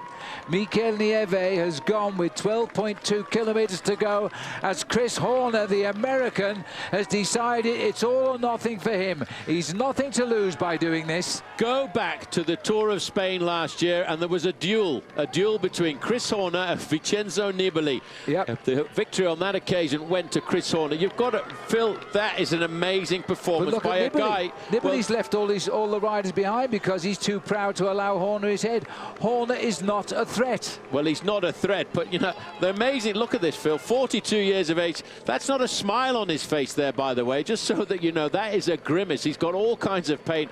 He told us just the other day how hard it was. When you get up in the morning, this is aching, that's aching. I've got to put some pomade onto my knee just to get the pain away from that. And once I get going into the race, after a couple of hours, the body starts to warm up.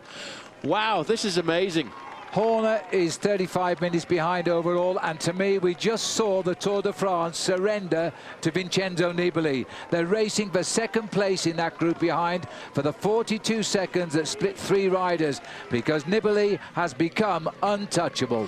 Yes, but Phil, I wonder what Vincenzo Nibali is thinking as he makes a move like that onto the wheel of Chris Horner. He's thinking this guy had a massive crash in the month of May just before the Giro d'Italia. We didn't even know if he was going to walk again, yet alone ride a bike, and here I am sitting on his tail as I did just 6 or 9 months ago in the Tour of Spain last year. And Chris Horner is flexing his legs for the last time in the mountains here to see just what he can get out of this.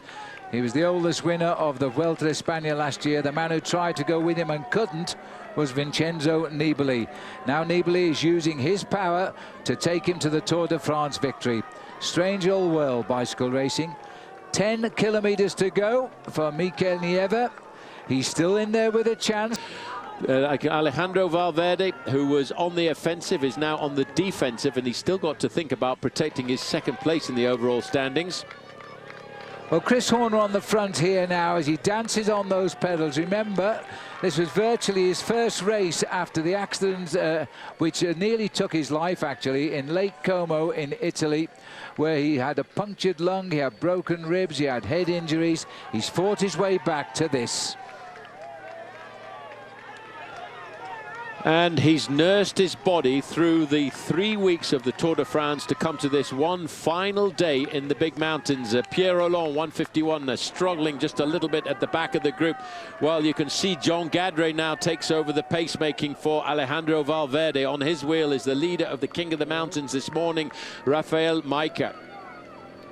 There's the white jersey on the shoulders of Thibaut Pinot. There's still a long way to go and a long amount of battling to do. As you can see, Pierre Rolland starts the day in 10th place in the overall standing, having a hard time just staying in contact with this group. He's got a teammate up alongside him, the man who was in the breakaway for a long time, and that was Gauthier. This is Blel Kadri now. All of a sudden, Vincenzo Nibali has gone. He's left Chris Horner behind. He's going to try and see what he can do.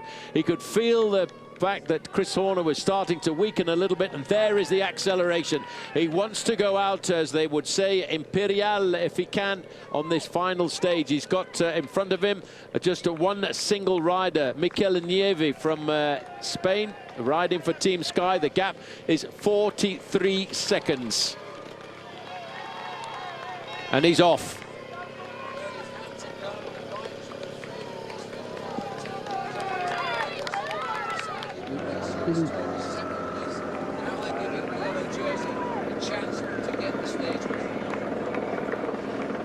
And look at this now as the way they go up here.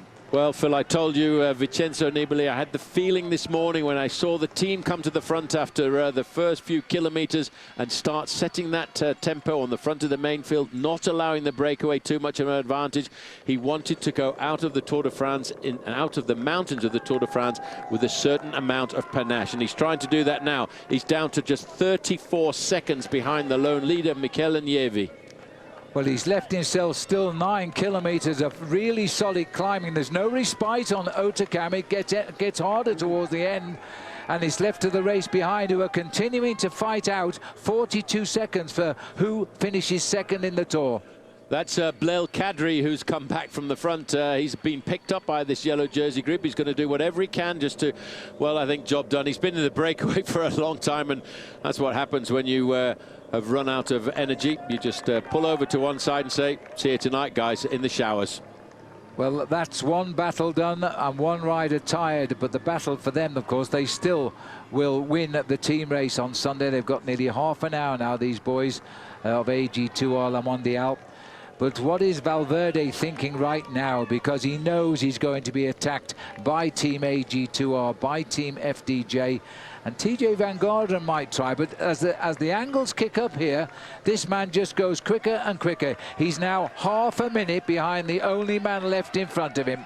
And he will not stop at this incredible tempo, Phil, until he catches Nieve and scurries off on his own for the final victory in the mountains. And what a way to go out. His incredible panache. He knows he's going to have a hard time when it comes down to the final time trial, because that is certainly not one of his fortes, the individual time trial. But he's proving to us that he is an incredibly classy climber. Well, it's at times like this when, of course, you hope the man who leads on the road does win. But this man has got other ideas. He's like the vultures in the region. He's taking everything on offer. It's only 15 seconds. In fact, it's only just ahead of that yellow car now. Vincenzo Nibali, for a moment he goes invisible as his yellow goes past the car.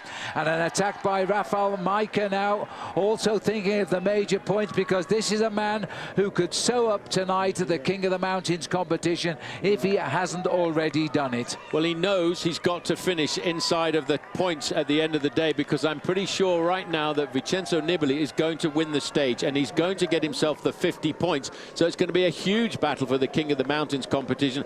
Only 11 seconds now separating Nieve from the yellow jersey. That camera shot showed him right there the concentration on the maillot jaune of the Tour de France. Only on 2 days of this race has he never worn it. Day one and then the day just before we went into the first set of mountains. but he passed it over to take it back again. Now, what's going to happen now? Is he going to say anything? And Nieve looks at him. He doesn't look at Nieve. You didn't see the way that he just kicked as he came up alongside the Spaniard there. He wasn't going to give him any chance at all to get into his slipstream. He upped the pace, upped the tempo, and he's now up the gear. He's out of the saddle. The legs will be burning, but he knows this is probably the last time they're really going to burn before the final time. Just watch this again. Watch this acceleration. Bang! And he just puts him away. The only man now who can beat Vincenzo Nibali is Vincenzo Nibali if he's done too much. Majka is also moving a clear now, while the battle for second place remains locked in that little group behind. Majka needs the big points now because there's 50 at stake for Nibali. Well, that, Phil, is sheer pride on behalf of the 24-year-old Polish rider. He wants that competition. You know, a couple of days ago, he said, I've probably only got the lead in the King of the Mountains competition for a day or so. I don't think I'll be able to win it. But now he's riding to keep that jersey on his shoulders on this last big mountain point. TJ Van Garderen sets the pace. Pinot is right there in the white jersey. Valverde knows his second place is up for grabs now. Pinot sits behind him overall by just 34 seconds. They look at each other. The terrific duo from Belkin are still there. Laurens ten Dam and Bauke Mollema. This is a very select group, and just tucked on the back there is still Perrault and Bardet. Any takers there, says Laurens ten Dam. Anybody coming? Yes, I'll come, says Leopold Koenig, and also Pinot. Well, Leopold Koenig there in the dark blue jersey of NetApp, he responds pretty quickly. These guys are all tired. When you see it, there goes Thibaut Pinot. He's looking for this. He's thinking about finishing in second place overall, and there's no response coming from Alejandro Valverde. Well, it's got to come quickly. TJ has answered the move, and so too has Bardet. They've gone up there. Actually, it might be Perrault who's gone. Well, if that is the case, the two riders who threatened Valverde just left his side, and they're only looking for seconds. Valverde is cracked here, and this could be the end of second place in the Tour de France. There's 34 seconds and 42 seconds. The gaps of Pinot and Perrault behind Valverde. These guys, there they are on the left. Phil, they are all so tired. They make the moves, but they cannot continue to force the tempo. Thibaut Pinot has seen the opportunity here this afternoon. Yes, he wants the podium, but if he can get a second place overall in the Tour de France, that'll do me. Thank you very much. And this is the man they've been trying to dethrone for the last couple of days, Alejandro Valverde. He went on the attack on the descent of the Col de Tourmalet because he wasn't confident about this final climb of the day. But you know, this is a deja vu of yesterday on the final climb of Pla d'Adet, about the same point, taking a drink, losing ground. He finished alongside those riders at the top. I'm not so sure it's going to happen now. Leopold Koenig on the right down there is zigzagging on the road. So too is Romain Bardet. And this rider here, he's fighting back. This is what he does. Well, he's an experienced professional, Alejandro Valverde, 34 years of age. He wants this. He wants to finish. Look how he's getting into his time trial position as Leopold Koenig makes another little acceleration on the front there in first position in that dark blue jersey. This is not a Tour de France of the years gone by. These boys are making the hill look as steep as the hill is now. I can't recall a time I've seen riders in the Tour zigzag across the road. The leaders have 5 kilometers to go, and here he is, Vincenzo Nibali, who's won the Tour de France today, barring an accident, as if we were ever in any doubt. Well, he's getting down now. This is his individual time trial today. He will suffer going into the individual time trial on Saturday because that is certainly not one of his favorite disciplines. But today, he's free to fly on a circuit that really does suit him. One man who is riding with as much courage as he can muster, trying to ride this final stage into the mountains and hopefully conquer the jersey of the King of the Mountains. Well, there's a big battle behind in 3rd, 4th and 5th position on the road, Phil, because here these guys are thinking about a podium. They're just inside, 5 kilometers to go. Number 11, Alejandro Valverde, is again in trouble here. He's been hit by 3 men, the riders who sit in 3rd, 4th and 5th in the Tour de France. He is currently in 2nd, but if he loses 34 seconds, he will lose his 2nd place in the race. And they're the men who could take it. Pinot is in the hot seat in the white jersey. The man doing the pacemaking, TJ Van Garderen. And just behind him is JC Perrault. Well, the man just in front of TJ Van Garderen in the overall standings is right there. Wears the red jersey as the most aggressive rider of yesterday, and that is Romain Bardet. He's got quite a big buffer over TJ Van Garderen, but Van Garderen is thinking about laying down the foundations today for a good ride in the individual time trial at the weekend and chipping away at a podium position. But I don't know if you just saw the nod of the head there, the shake of the head rather, from Bauke Mollema as he looked at his teammate Ten Dam and he said, I can't go any more. And they're going head to head there. They've got Romain Bardet just tucked in there as well. But here he comes again, trying to get back in. But slowly but surely, Valverde is losing ground. Well, he is, Phil, but he keeps fighting back. This man is riding on courage. He too has had a dream of getting himself a podium position in the Tour de France, as too has Jean-Christophe Perrault, who is now in the group with Van Garderen and with Thibaut Pinot. He's come up here behind Romain Bardet. There is the yellow jersey, riding in solitary splendour to the top of Hautacam, the end of the high mountains of this year's Tour de France. He's had 3 stage wins already. He's now going to make it 4. Still being pursued by Majka. Majka's still being timed at 49 seconds behind him. Bauke Mollema just pulling off there, says to Leopold Koning. Little swing from the hand saying, come on, a bit more energy here, but it's a question of the old captain to the ship saying, bridge to engine room, more power. But there is no more power at a stage like this after we've raced through 3 very difficult days in the Pyrenees. Majka, by the way, Race Radio is saying, is only 29 seconds behind Vincenzo Nibali. Could still work out in Nibali's favour, but I think Nibali has got into the position here, Phil, where he's in cruise control. He's just passed under 4 kilometres to go, and now Majka is closing quite quickly. It's 29 seconds confirmed as we go further back down, and we're seeing TJ Van Garderen and now just the 2 Frenchmen here. This is becoming a personal battle now for who finishes second for France in the Tour de France, between Thibaut Pinot and Jean-Christophe Perrault. Well, I would give advantage to Jean-Christophe Perrault at the moment, because there's only 8 seconds separating Perrault from 3rd place overall, Thibaut Pinot.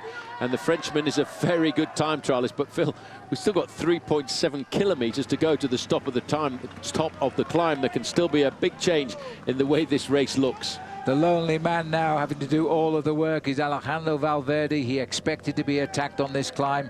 He tried to preempt it by attacking down the Tourmalet. For a while it looked good, but now he's been put on the defensive here.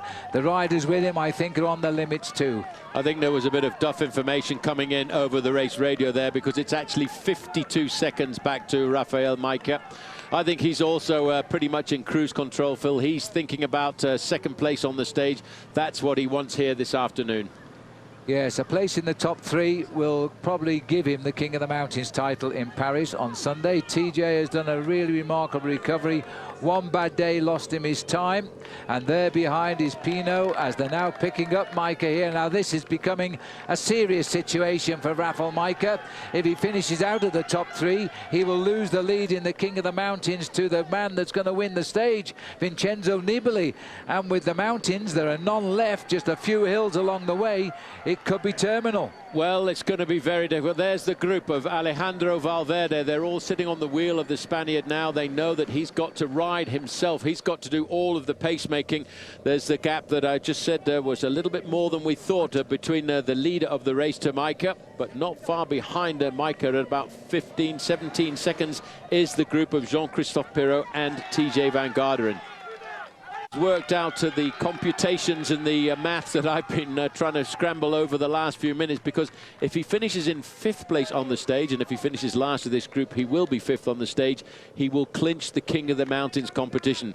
But you know, when you're riding up a mountain like this, Phil, you don't have time to do all these calculations. You've got to ride as hard as you can. Well, they've ridden to the limits today. This has been an incredible race indeed. We're calling it the group Perrault. It should be the group Pinot, I think, as we look at them there. But this is still, it's Valverde here, still trying to limit his losses. He's 1:15 back to the group Perrault. Valverde is 33 seconds. When it's 34 seconds, he loses 2nd place in the Tour de France. There is Perrault. Well, Perrault, 37 years of age, Phil, a former brilliant mountain biker, an Olympic silver medalist in the mountain bike before deciding to have a crack at road racing. all of a sudden, as an unknown bike rider, he's sitting there in third position with the yellow hat on. He said, I'll have a quick try at road racing. And here he is looking for a podium. Well, at the moment now, as we look at Nibali, if we were to stop the race, Pinot would be in second place by 1 second over Valverde. And there he is in our camera right now. And Perrault would be in fourth, but closing quick on third. I mean, it's possible there could be second and third from France in this year's Tour de France. But it won't end today because of the long time trial on Saturday. Yes, that time, this is the best day. Just looking at TJ Van Garderen there in the black and red jersey there, Phil, this is probably the best day that he's handled the mountains. And coming back to confirm that his 5th place in the Tour de France a couple of years ago was no fluke. Absolutely not. He just had that one bad day that cost him dearly, and for that reason he's probably not going to progress tonight, but he will close the time gaps. This man, though, is looking now for 1 kilometre to go on the Hautacam climb here, the last Pyrenean mountain, and he's doing what he's done so easily on 3 other occasions, and that's ride away from his rivals. We look down on 1 kilometre to go for the yellow jersey of the Tour de France, who has won the Tour de France today. He now leads by over 7 minutes. All he's got to do, and he'll be the first to tell you, he's definitely won it here in the mountains with a lead of more than 7 minutes over his nearest rival. I think for a gap like that, go back more than 20 years. Well, he's got to face up to a long time trial at the weekend, 54 kilometres, 34 miles. This group now is battling out for the podium. There you can see Thibaut Pinot is doing a phenomenal job on the front in his white jersey. TJ Van Garderen is hanging in there as well. These guys sitting 2nd, 3rd, 4th and 5th on the road are trying to vie out a podium position in Paris. And this man, number 11, yes, he may be losing his 2nd place tonight. It'll only be by a few seconds to this man, Thibaut Pinot, who seems to have prized out about 2 seconds to the good at the moment, unless Alejandro gives us a demonstration again up the last kilometre of a big climb. But they will go head-to-head on Saturday in the Timel.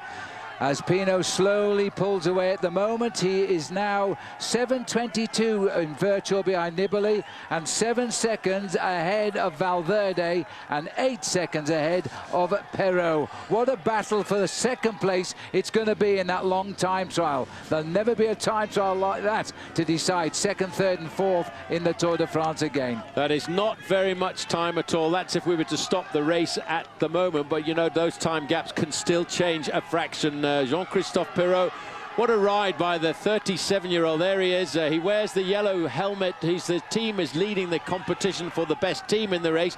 This man is battling, is losing his position on the podium on Paris. This is suffering, Phil. This man at 37 years of age has dreamt about the podium position in Paris. This man thought he had it at the start of the day, and it seems to be being ripped off his shoulders. And Pinot sets the pace because he knows every second is going to be absolutely precious if he's going to keep in 2nd place after Saturday's time trial. He needs every second, but let's for the moment now remember the rider who has dominated the 3 weeks of this Tour de France. As he comes up towards the finish now, he will win his 4th stage of the Tour de France, while the battle for 2nd place, 3rd place, 4th place will go to the wire. Well, at the moment, rougher timing by me, Phil, puts Alejandro Valverde 39 seconds behind Thibaut Pinot. But this is the day that belongs to this man, the Shark of Messina.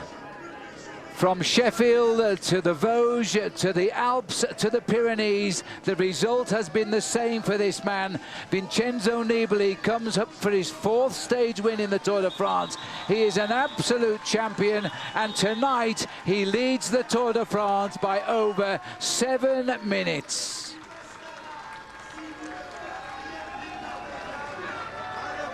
Well, he can take a rest now. This is the battle of the seconds. Who will be in 2nd place tonight? Judging by the effort made by Thibaut Pinot, he could be up to his highest ever position in the Tour de France. Well, that's what he's hoping for. He knows he needs time. He knows he needs a buffer over Alejandro Valverde. He's not the great individual time trialist, but what a battle this has been on the road between these guys. They are all thinking about the podium. It's still a long way to go to Paris for these men. We've still got a long ride tomorrow up towards Bergerac, but it's been maybe one day too many in the mountains. There's the man who wants to win the King of the Mountains. And look at this, Michael is coming away, and this will certainly stitch up the King of the Mountains for the Polish leader here. 2 stage wins for him. He's followed Nibali home before in the Alps, and it looks like he's going to follow him home again in the Pyrenees as Micah pulls away. But look at Pinot gritting his teeth just to hold this man, because he goes forward with him and he's going to attack him, and he's taking seconds out of Perrault. Well, that is inspiration. You've got to be French and the best white jersey leader to produce that effort at the end. Pinot 3rd, Micah 4th, Perrault 5th, and TJ Van Garderen back in the big time with a great ride today. Well, 2nd place will expire in favour of Pinot when the clock hits 1 minute and 43 seconds. As Bardet comes away from Valverde as well, he's going to take time on him. And we're looking at 1:43, and it'll put Pinot in 2nd place. As Romain Bardet shoots away, he's in 5th place overall, by the way, but 2 minutes 8 seconds off that 2nd place. He's closed in on that today, especially on Alejandro Valverde, this young star of the future. 1:43 is gone. Now we're counting down, and Valverde is losing his 2nd place tonight. Well, he lost a huge chunk of time, Alejandro Valverde, in the dark blue jersey there, the lime green on his helmet. He's had a hard day in the mountains. He battled like a true champion, tried to defend it, but the mountain was just too much for him down towards the end of the day. Garderen is still there, with Mollema in 7th place, while Koning is still in 9th. So a great battle, and with that 2nd place there, Micah should retain his overall lead in the King of the Mountains competition, and he should have clinched it with that performance there, as Bryce Felu is the next man to ride in there from Bretagne, Sèche Environnement. And Thibaut Pinot, well, he wanted 2nd place on the stage, and that was the big charge up to the line for him. Rafael Micah in 3rd place. Perrault crosses the line in 4th, and TJ Van Garderen up there again in 5th. But it's the time gaps that they got over Alejandro Valverde. TJ Van Garderen will sit in 6th place overall tonight, 11 minutes and 34 seconds back, and he'll be looking at a big battle to, first of all, getting himself inside of the top 5, and then possibly he'll think about, if the other guys have a bad day in the individual time trial, TJ Van Garderen's time trialing ability could put him up onto the podium. But there's no question about who is the top man in this year's Tour, and there he is, Vincenzo Nibali. He was set up at the bottom of the climb there by Chris Horner. Once he saw the acceleration of Horner, he went with him, and then he set off in pursuit of that. Well, it should be theoretically his final stage victory, because I don't think he'd be the winner of the individual time trial. That could go to a specialist in the event, although the time trial this year, Phil, is a fairly undulating, rolling affair. Through the mountains, the sprinters get another chance at glory today, but there's a few obstacles to overcome first. Rain, wind, a short climb, and the small matter of containing an audacious breakaway. Stage 19, the journey to the north and towards Paris as they head to Bergerac. It's a relatively long stage at 208.5 kilometres. There aren't many obstacles along the way. There is an intermediate sprint, 130 k's into the stage in the race for green, a Category 4 climb towards the end of the stage, and then the flat run home.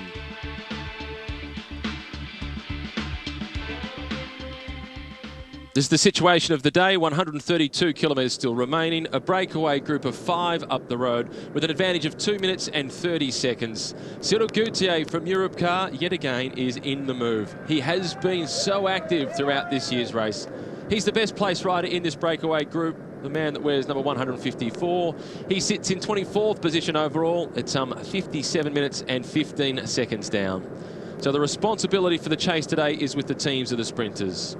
This is Tom Jelte Slagter in his 3rd breakaway of the race. The Dutchman spent a long time off the front on the day that we saw Andrew Talansky limp across the finish line into Oyonnax. He made it in, but he didn't start the following day. Martin Elminger once again in the break, the Swiss national champion.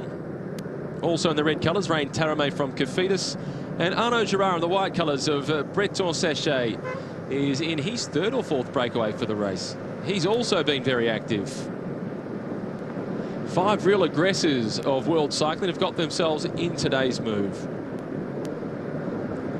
Reasonably fast start to the stage, 42.4 kilometres covered throughout the first hour. Since the race got underway in Leeds, they've ridden a little bit more than 3,260 kilometres. They've got a fraction less than 400 remaining. This is Ji Cheng on the front, the breakaway killer, the man who sits in last place in the general classification, but he looks set now to make it all the way through to Paris and create a little bit of history for Chinese cycling. He did so in Leeds when he was the first to start, and he should do so on Sunday as the first to finish. Sylvain Chavanel at the back. French national road champion, time trial champion, both of those on multiple occasions. He's won 3 stages of the Tour de France throughout his career. He's held the yellow jersey, the green jersey. He's done a fair bit. He's flown the flag for French cycling for a long time. I'm sure he'll be pleased to be seeing the young crop of French cyclists that are coming through. We do see some obscure sights on the side of the road throughout the Tour de France. And that's one way to watch the race.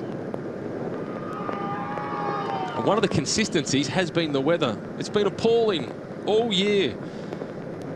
It was better weather throughout the month of March for races like Paris-Nice, Torino-Adriatico. The weather at this year's Tour de France is the worst on recent memory. The Dutchman Tom Jelte-Slagter at the back. He can handle just about any conditions, whether it's hot, cold, wet, dry, crosswinds, the lots. His CV suggests that he can deal with just about anything.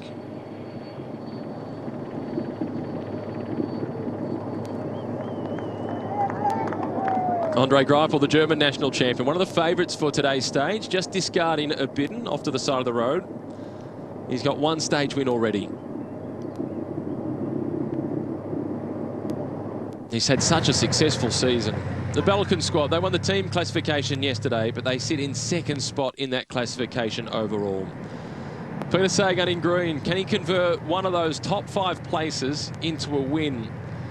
He's had 9 top 5 places on stages so far without collecting a stage victory.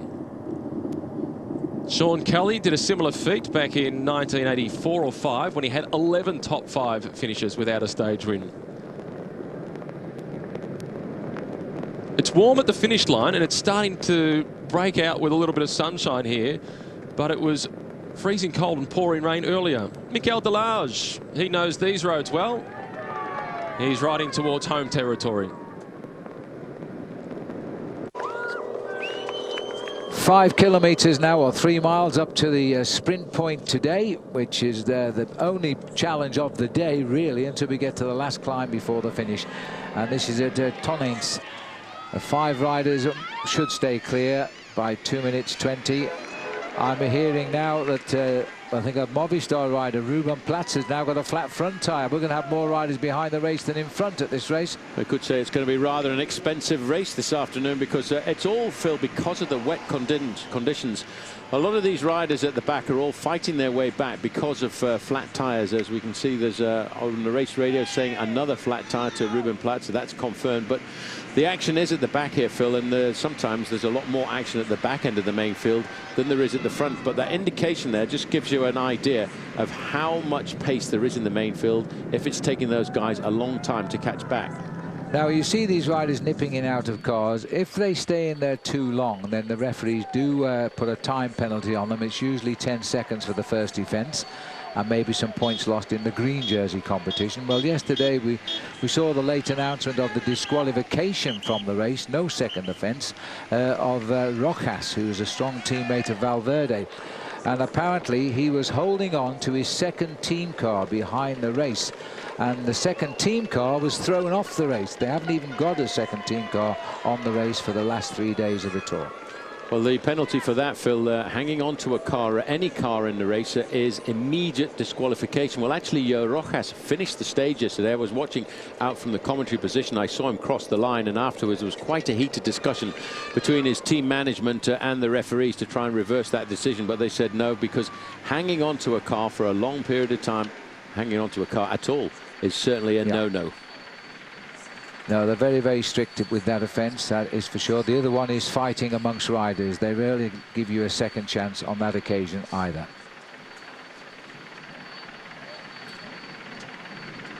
So they are stretching it out now, and the gap goes back up to the 2.5 minute margin. As you can see, we are very much in a real agricultural part of France. We're not far away from riding across into the Dordogne. At the moment, we're in the Lot-et-Garonne, a very popular area for people from the United Kingdom to move down and have holiday homes. And once we get into the Dordogne, well, it really is a beautiful part of France. These guys, we can see that the teams of the sprinters, Phil, I think it's almost as if they've got an agreement, an entente cordiale, because there's at least one rider from each of the sprinters teams coming forward to help with the pacemaking. One team who's got a good sprinter on board is not contributing to the pacemaking, though. That's Omega Pharma Quick-Step, and I wonder if a good little move on the running towards the finish will come from Mark Renshaw. We just entered the last kilometre of the only sprint of the day before the finishing line here. These 5 riders are uninterested in the points available. They might like the €1,500 first prize. The race behind's even lost the impetus now. The battle is for second place in the green jersey. There are not enough points left in the competition now to catch up with Peter Sagan, and so he's probably not going to bother with the sprint and think about the finish today. As they come into Tonneins, these 5 riders might well go for the prize. Looks like we're going to have a slightly uphill sprint here, Paul. Yeah, slightly up in. They've just gone across the river Garonne just a few moments ago, and that's exactly where Tonneins is. And these riders, I'm not sure that we will have the big sprint. There's €1,500 available for the first rider to cross the line, and 20 points in the points competition, which we've said has already been taken by Peter Sagan, as long as he finishes, because he has more points in his total gap over Brian Coquard than are left available on the road up to Paris. Well, maybe they'll let the rider in white from the Bretagne team take out the 1,500, because the team hasn't won a lot of money in this year's Tour de France, and they have contributed a lot to the pace. All the sponsors have been out with their flags at 100 metres to go. Nobody challenging Martin Elmiger, the champion of Switzerland, as they just keep up the tempo. We'll see what the gap is when the peloton arrive here. The clock starts now. Nice crowd here despite the weather, because it has been pouring down here, and it's coming up towards the finishing line right now. Very black towards the left of our commentary box. It's an interesting town, this of Tonneins, because it actually stretches along the river Garonne. The town itself is almost 2 kilometers long. As we see, the average speed of the stage is very rapid today, Phil, 43.1 kilometers an hour. And actually in the heart of this town is the old French manufacture of tobacco, which is situated on the banks of the Garonne. And we mentioned Garonne a little earlier on. It's a very, very long river, 575 kilometers in length. This is Cyril Gautier, Thomas's teammate, in the front here, and has been regularly on the track. No thanks. Probably like a nice hot cup of tea, what might go down well. He's going to take it anyway. That's just to please the team director, I think. He's not really thirsty at the moment. A minute 7. This gap is beginning to close as we go into the last 20 miles. Yes, it's getting pretty serious now, down to the 1 minute margin. These speeds, we're looking at probably about a kilometre between the breakaway gap. Very hard turn there by Tom Jelter-Slechta, but now there's another puncture at the back end of the race. So Joan Izagirre, the Spanish national champion. And Tom Jelter-Slechta said, right, well, there seems to be a lack of power in this breakaway group now, and I'm going to have a go on my own. And all of a sudden, he's got 20 or 30 metres. That's Taramay trying to nail him back. But on these little undulations, it might just suit the riding ability of Tom Jelter-Slechta, who I remember coming out of the pack on a stage of the Santos Tour Down Under to get himself a victory into the town of Stirling, just outside of Adelaide. And so these little uphill parts of the course might suit the Dutchman. Well, there'll be desperate moments, but I don't blame him. He's tried and tried and tried again, and every day he's got wiped out. And his team have tried. Jack Bauer, his teammate, he tried into Nîmes. He got wiped out in sight of the finishing line. He could have touched it when the peloton came by him. But this is a brave move, and I think had to be the case here for Tom Slechta, and really get stuck in. Well, I think he felt the impetus was going out of the breakaway. He knows that the gap is starting to tumble very, very quick, and he knows that sometimes when you catch a group on the running towards the finish, there's a bit of confusion and a slight lulling in the chase behind, and he's hoping to take advantage of that. First of all, though, he's got to establish a lead over the 4 men that he was with. But there's another team now, Phil, come forward, and they're lending a little bit of hand into the pressure on the front of the peloton, and it's Team Katusha. And they're obviously looking after their man who's got 2 stage victories and is becoming quite a star in Norway, Alexander Kristoff. Yes, he's won 2, and he's had a couple of seconds as well. So he knows if he can get to the finish, he has a good chance. But he also knows that there's a lot of good riders who might get to the finish, especially with the hill just before the end. It's a good move, though, by Slagter. You've got to find out if you can. And he's rushing towards the series of small, sharp climbs here. They just keep going up and down. They don't go high. They only go up to 500 feet above sea level. The actual climb itself, coming towards the end, is nearer 650. Well, I tell you what, all of a sudden he's got himself a very serious gap. This is the man, Phil, who's been knocking on the door over the last couple of days. He was on the attack in the Pyrenean stages. He got into the breakaway in stages 16 and 17. And it's obviously, for me, it's always a good sign when a guy comes out of the final mountain stages of the Tour de France in good shape, because that shows that he's a good man for the future in stage race riding. After all, he finished 30th in his first participation in the Giro d'Italia. And again, a chance to see a little bit of the agricultural art. And as we get a chance to look down there again, it's a pity for the spectators here and the people who've done this artistry down at the side of the road that it is not the best of days. But obviously, as you can see, we're moving into the Vigneron of Dordogne. Well, as we look down here at the artists advertising the vignoble of the Dordogne, we can just tell you that there has been a move just a few moments ago by Tom Jelte Slagter of Team Garmin Sharp, and he's moved away from that leading group of 5 riders to go out alone on the front of the race. But he is being chased very dramatically now as we start to get closer to the finish. We're inside of 30 kilometers to go to the finish as we're now through the town of Fonrock. Tom Jelte Slagter has about a 10 to 15 second advantage over the 4 chasers, Gauthier, Taramé, Elmiger and Gerard, and a minute and 5 seconds over the main field, which are now being assisted at the front with a lot of pressure coming to them from Team Katusha, thinking about Alexander Kristoff a little bit later on in the afternoon. We are just about on a minute now between the main field and this man here, Tom Jelte Slagter. About 2 kilometers ago, he got away from the other 4 riders in the breakaway. He sensed they were slowing down. He's gone with around 30 kilometers to go to the finish. It's now 28. And he's going into the undulations which take us to the finishing line. They're not flat roads anymore.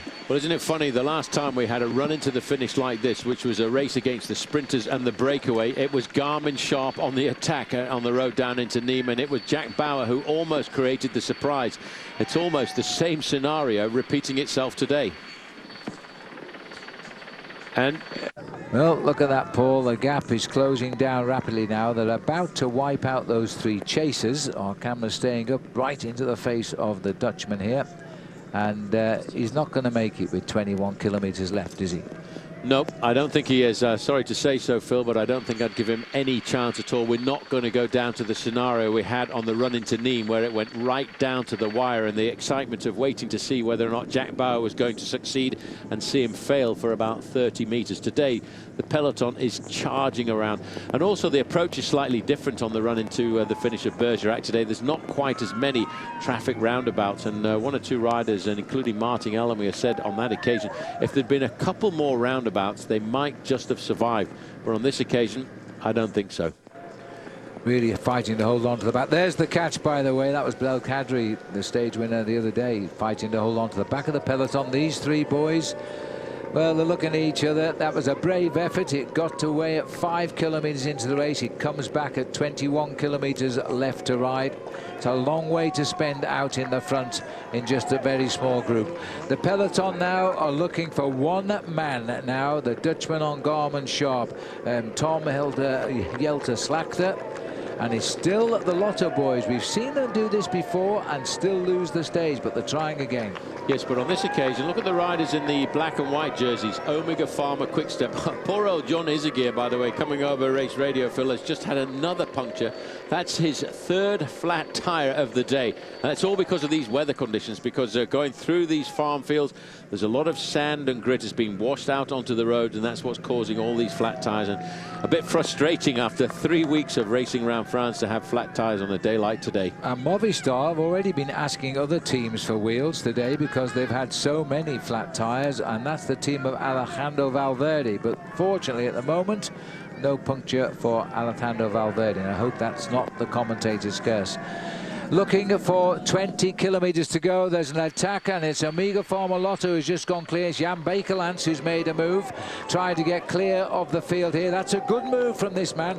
He's an absolute candidate to steal the show. Well, it's a very good move also, Phil, because what it does is it takes the pressure away from his other teammates, guys like Tony Martin, Nicky Terpstra and Mark Renshaw, the sprinter on that squad, because what they will try and do is force the other teams to do the pacemaking.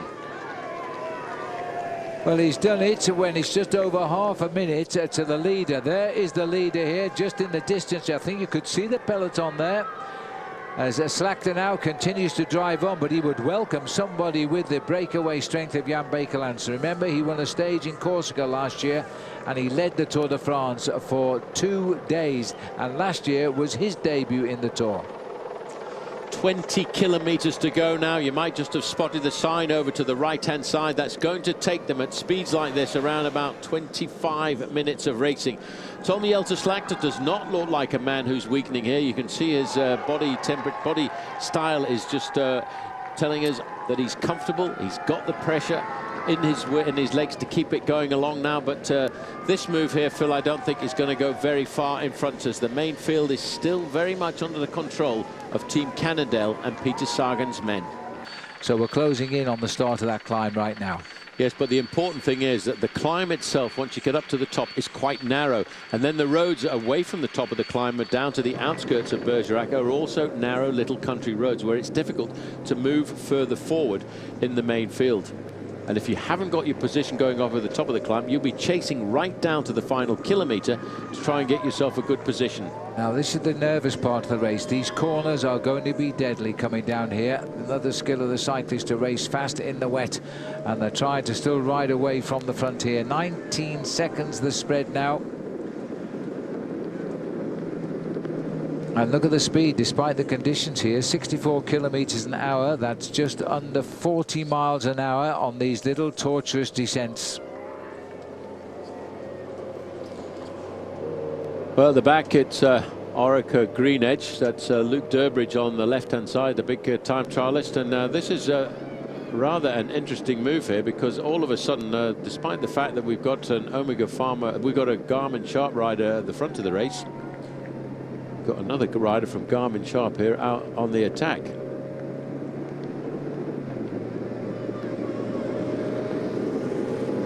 Well, there's the main field taking advantage of this rather. I think that's Alex House who's made the move there, wearing the orange jerseys. Now that is quite a surprise there to see a move on the descent, but he obviously feels that his teammate is about to get caught as we move through the vignoble of Montbazillac, and that is not too far away from the start of the climb. We're swinging off the road. Around the corner, it's still 12 seconds to the lone leader, and that, of course, well, there must be a reason why we saw that attack coming off the front. Alex House is quite a long way down in the overall standings, but obviously he felt that his teammate was going to get caught, so he decided to take advantage maybe of the confusion of the approach to the climb. So everybody picking their way around the corner nice and safely there. They now realize that for the riders in the top few positions in the overall standings, they will do whatever they can to keep themselves well placed. This is the Chateau of Montbazillac, just up towards the top of the climb. It's surrounded by a very, very famous vineyard. It goes back to around about 1550, and Charles A.D. The rectangular construction is confined in the four corners by four circular towers, as you can see. It was owned by the Huguenot Louis de Bouchard in 1607, and today the chateau has become a museum with the help of Jean Secret, and it's listed as a national monument. So back with the leader, 16 seconds the advantage. Tom Jelte Slachter, tête de la course, 16 seconds over the front end of the group. This is at the back end of the main field. Strange to see this man. He's had a very hard start. Mikhail Kwiatkowski, he's being left behind by the main fielder, as too is Adrien Petit. Just saw the attempted return there. The champion of Spain, Jon Izagirre, had 3 punctures today, but as he tries to get on the back, the pressure has gone on the front here. And there's somebody just gone over on the right of the road there, and he's going to have to sort that one out as he came off the bend. Well, just having a quick look there, you can see Alex House is back in the main field. I'm not quite sure what that was all about. Just having a quick look there, there's a rider gone off the road over to the side. There was 2 teammates, and they both didn't make the call on the inside. One just ran out of road and went on the grass. Again, Phil, we're at 14.5 kilometres to go. These are going to be precarious attempts to get into town here, as Tom Jelte Slachter is still not quite sure why we saw the move. Well, this is the climb that was thought to be the springboard for those who could. We've seen the peloton has split on the descent to it. This is the leader still hanging on to about a quarter of a minute. And now, can he survive at the top? There's the shot right onto the climb. And the teammates again are still clashing with shoulders and got pushed off the road, but they're okay. Well, that's because, Phil, everybody wants to fight to hold their position at the front end of this main field. Now, a lot of the guys who are sprinters will try and ride at the front end of the peloton here and slip down through the main field and hope to stay in contact over the summit of the climb. But that 20-second gap is only 250 meters. They can see him now. I'm just having a quick look back there, right in the middle there, in the slightly different green jersey, is Peter Sagan. A little bit further back, number 17. There's the leader of the King of the Mountains. I'm looking for Marcel Kittel. There he is. The riders all said that Kittel would have a very hard time getting over this climb. He will have started up towards the front of the main field, but he's actually at the back of the pack, and I'm looking further forward there are gaps appearing. And so Marcel Kittel looks as if he has been left behind, so it looks as if the responsibility of the sprint for Team Giant Shimano is going to very much go to their own teammate John Degenkolb. Well, this is the crossing of swords now. Marcel Kittel has shook his head. He's out of it. John Degenkolb isn't at the moment, but the peloton has been sliced here on this climb. It's only a short climb, but the weather is going to make a big difference here today. It's about 11 or 12 seconds now to the leader. Yes, in the shadows of the Chateau Montbazillac, they're going thick and fast here to try and get across to this man. It's 9 seconds. That's about 75 to 80 meters. There they are. There's the first man coming through the mist. Yes, and they can see him now as he winds his way to the top. This is only a 4th category climb, but after all these hours on the flat, others will now try and bridge the gap. It's a Garmin rider again, and I think it looks like Jack Bauer trying to get revenge from the stage he had a couple of days ago when he was caught 25 meters from the end. Well, we've seen Alex House try to meet him and fail. It could be Jack Bauer who's trying again. The peloton, those only strong sprinters are left here. This looks to me like the style of Johan van Summeren, possibly coming across the gap here. I think it's Raimundus Rumsas, but look at the reaction behind. They're not letting this one go at all, and the damage is seriously coming out of the back as plenty of riders are being left behind. You know, Marcel Kittel is not going to get back into this one this afternoon, but can the other big sprinters survive?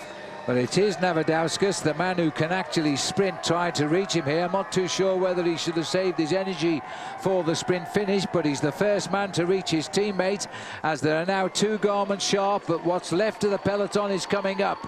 Yeah, so look at that, though, not too far away, a certain Peter Sagan. He's looked at the profile on today's stage and he said, right, boys, I really won this one. Forget about the single point over the top there. It's all about the dash now down into Bergerac and the town centre. Peter Sagan has been put into this position so often, but this time he's eased up to wait for those behind him rather than try to leave them, because there's still 13 kilometers to go. It's the two Garmin Sharp riders now who will try to go in tandem. Well, yeah, Tom Jelte-Slagter got himself the points over the top as we go right the way through the heart of Montbazillac now. Slagter is done for the day there. He'll be shortly back in the main field. Now, this is a very interesting move. It is a Raimundas Navadauskas. Now, this could be an amazing... Look at the way he's taking the risks going around this corner. The roads now, Phil, until we get into the outskirts of the town of Bergerac, are very narrow, just like this. Slagter is caught, and Cannondale, the boys coming up, but Navadauskas, the Lithuanian on the Garmin Sharp team, is trying to go it alone. This man packs a very good sprint finish. He was third on the opening day amongst the falling wheels of Mark Cavendish and Simon Gerrans into Harrogate. Well, he's seen this as an opportunity. He saw his teammate about to be caught. He knew what was going to happen, and then he leapt out of the pack. Peter Sagan will not be very far from the front end of the main field, but he'll leave it all up to his teammates. I have a funny feeling today, Phil, I think he's going to get it right, because this is the great approach for him. It's going to be tricky. It's going to require unbelievable bike handling skills. And I think also riding to the front, who's got good bike handling skills, Vincenzo Nibali. Let's not forget, he is the leader of this bike race overall, with a good lead of over 7 minutes. Well, Nibali sits about 7th or 8th in that peloton, keeping out of trouble. That's his main intention now, and finishing the same time. Remember, we're looking for 3 kilometers to go, when the riders, if they fall, will get the same time. And they're still outside of that, so if you fall now, you lose all of your time. And it's still Cannondale driving on here. They've split the peloton. They've got rid of some of the big sprinters, but they haven't got rid of them all yet. Well, Omega Pharma Quick-Step moving up to the front. They realise it's extremely important on this run down towards the finishing line to keep the tempo up high and fast. It's 8 seconds the advantage for Navadauskas, the rider from Garmin Sharp, and that's not very much. So they're now saying it's 12 seconds over race radio. Well, Sagan has taken the back wheel of the yellow jersey. Nibali knows a good wheel to follow at the moment as the teams drive on at the front. I'm just going down that peloton, and so far I haven't seen the white jersey of Andre Greipel. We know that Kittel has been dropped. I think Greipel may be in trouble as well.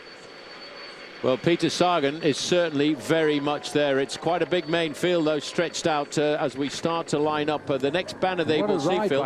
It's an amazing ride by Navadauskas. He could have sat back in that main field and waited for the risk of getting himself up in the sprint. But here, it's all or nothing. He just wants to hope that he can survive. Well, there we go, around the corner. As I said, these are very narrow country roads through the Bergerac vineyards.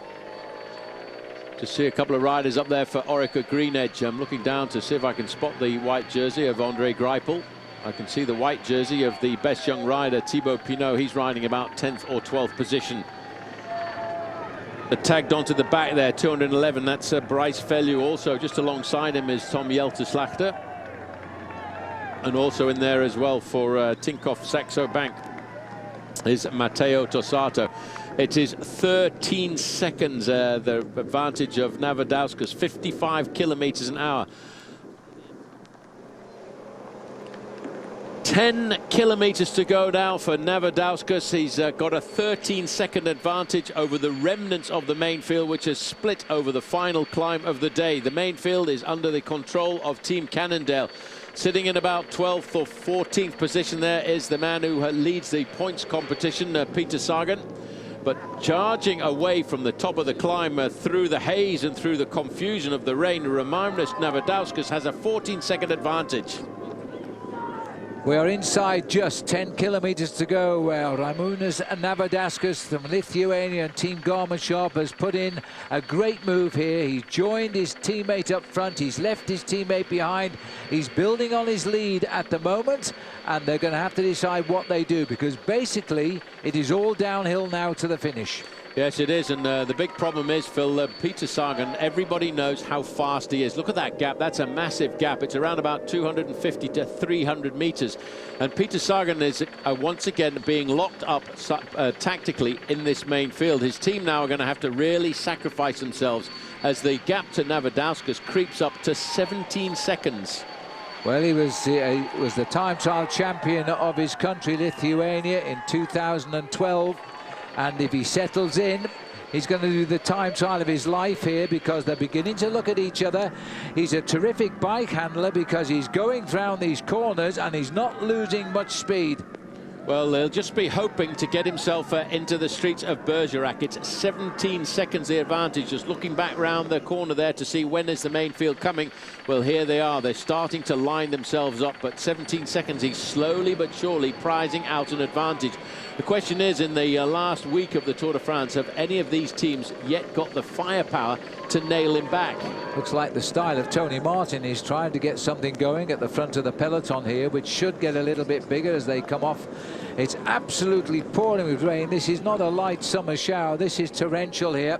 As Tony, it's not Tony Martin actually who tries to settle in at the front and pull that peloton back. It's disorganized the chase. That's what it's done. Well, Jack Bauer was sitting towards the front of that main field there, obviously hoping that he could slow it down. But isn't it amazing how you just look, if you turn the clock back to the stage into Nîmes, before we went into the Pyrenees, it was Jack Bauer in the breakaway from Garmin Sharp, the same team as Navadauskas, who was looking to win the stage, and he got caught, Phil, for just 25 meters. A dramatic run down towards the finish. Little group here, Trentin, but this man is going to go into the streets of Bergerac here, looking at 3 kilometers up in front. Now remember, in that back group, once they go under 3 kilometers to go, the leaders of the Tour will breathe a sigh of relief in these conditions, because if they fall, they would not lose any time, or indeed if they get a flat tire. Well, they're getting themselves organized now. It's Omega Pharma Quick-Step. This last little incline will hurt this man who's been leading the race since the top of that final climb just about 10 kilometers ago. He's now going over the Dordogne. This is very hard now. Now he starts to get a couple of sweepers over to the right-hand side, but those 2 sweepers to the left as we come into the final kilometer could be the advantage that he may well need. It's 16 seconds advantage. Well, I'll give him 20 because that's what the race radio is now. We hear the pile up, there it is. They should have just gone under the 3 kilometers, which would be crucial because Frank Schleck is on the floor and standing up here. Peter Sagan is down there on the left-hand side in the green jersey. Now, let's see where it happened. It was fairly close to the front of the main field. It's difficult to know Sagan who went down right there. On the left there. Well, poor old Peter Sagan. All of these riders get the same time. Greipel has gone down as well. So these riders may not lose time, but and so has Romain Bardet gone down as well. Number 82, as he sat on the floor there. Well, wow, Paul, that's just inside the official rule of 3 kilometers.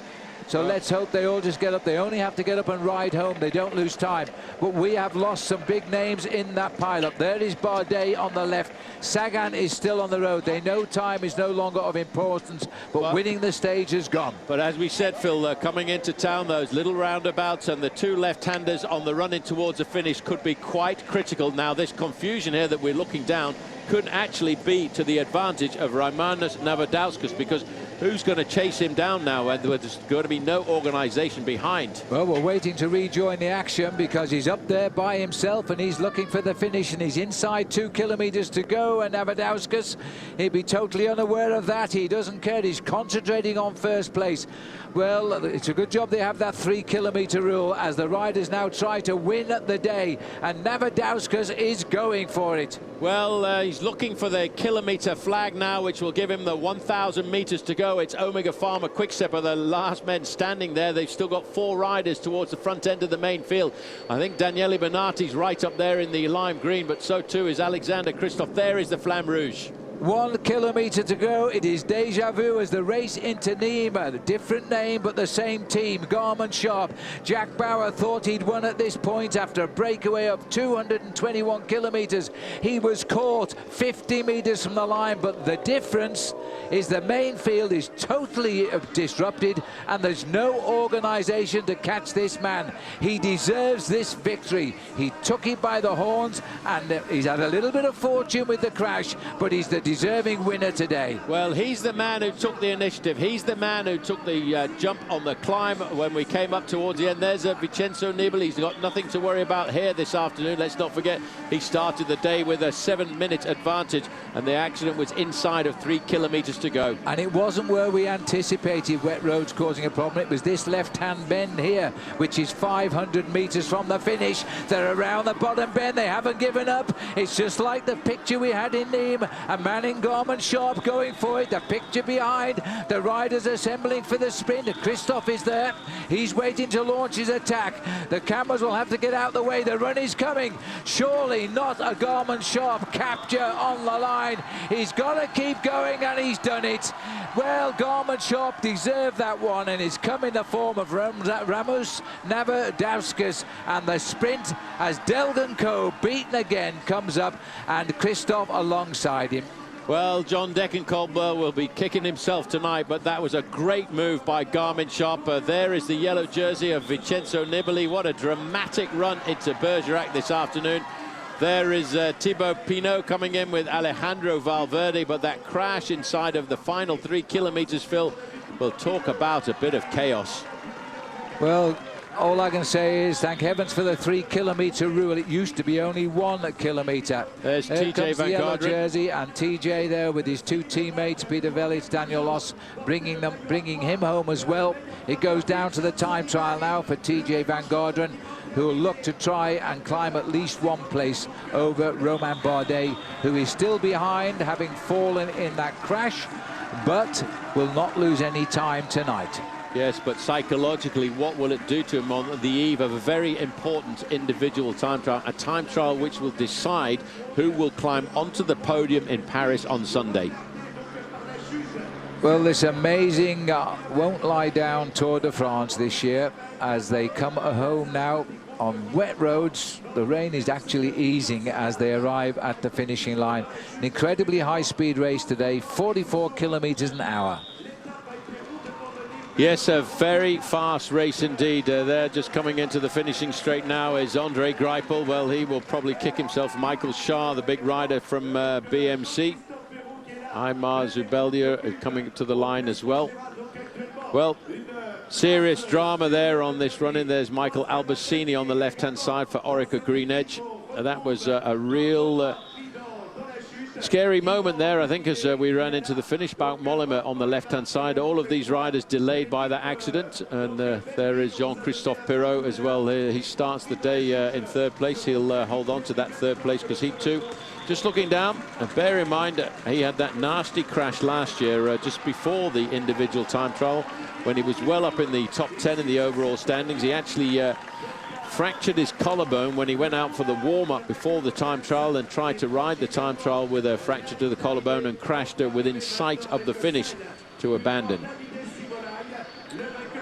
Wow, well, there you go. That was a pretty traumatic run down towards the finishing line, right the way down here in the heart of Bergerac. This man took the initiative. He moved away on the slopes of the final climb of the day, the Côte de Montbazillac, at 196 kilometers, leaving just 13 kilometers to ride down towards the finish, as the rest of the group scattered all over the place here, continue to ride in towards the finish line. There is Bernati over on the, that's Tossato over on the left-hand side, Jens Voigt in the middle, Sylvain Chavanel, Frank Schleck, all of these riders delayed by that accident. Tony Martin, this is the crash, and it was pretty close to the front end of the main field, but these roads, as you can see, quite glacial. That's Frank Schleck in the middle, 161. Takes his time to get up, moving around there. 165 of Gregory Rast, as we get a chance. That's Nick Roach in the middle in the lime green, and Michael Rogers over to the right-hand side.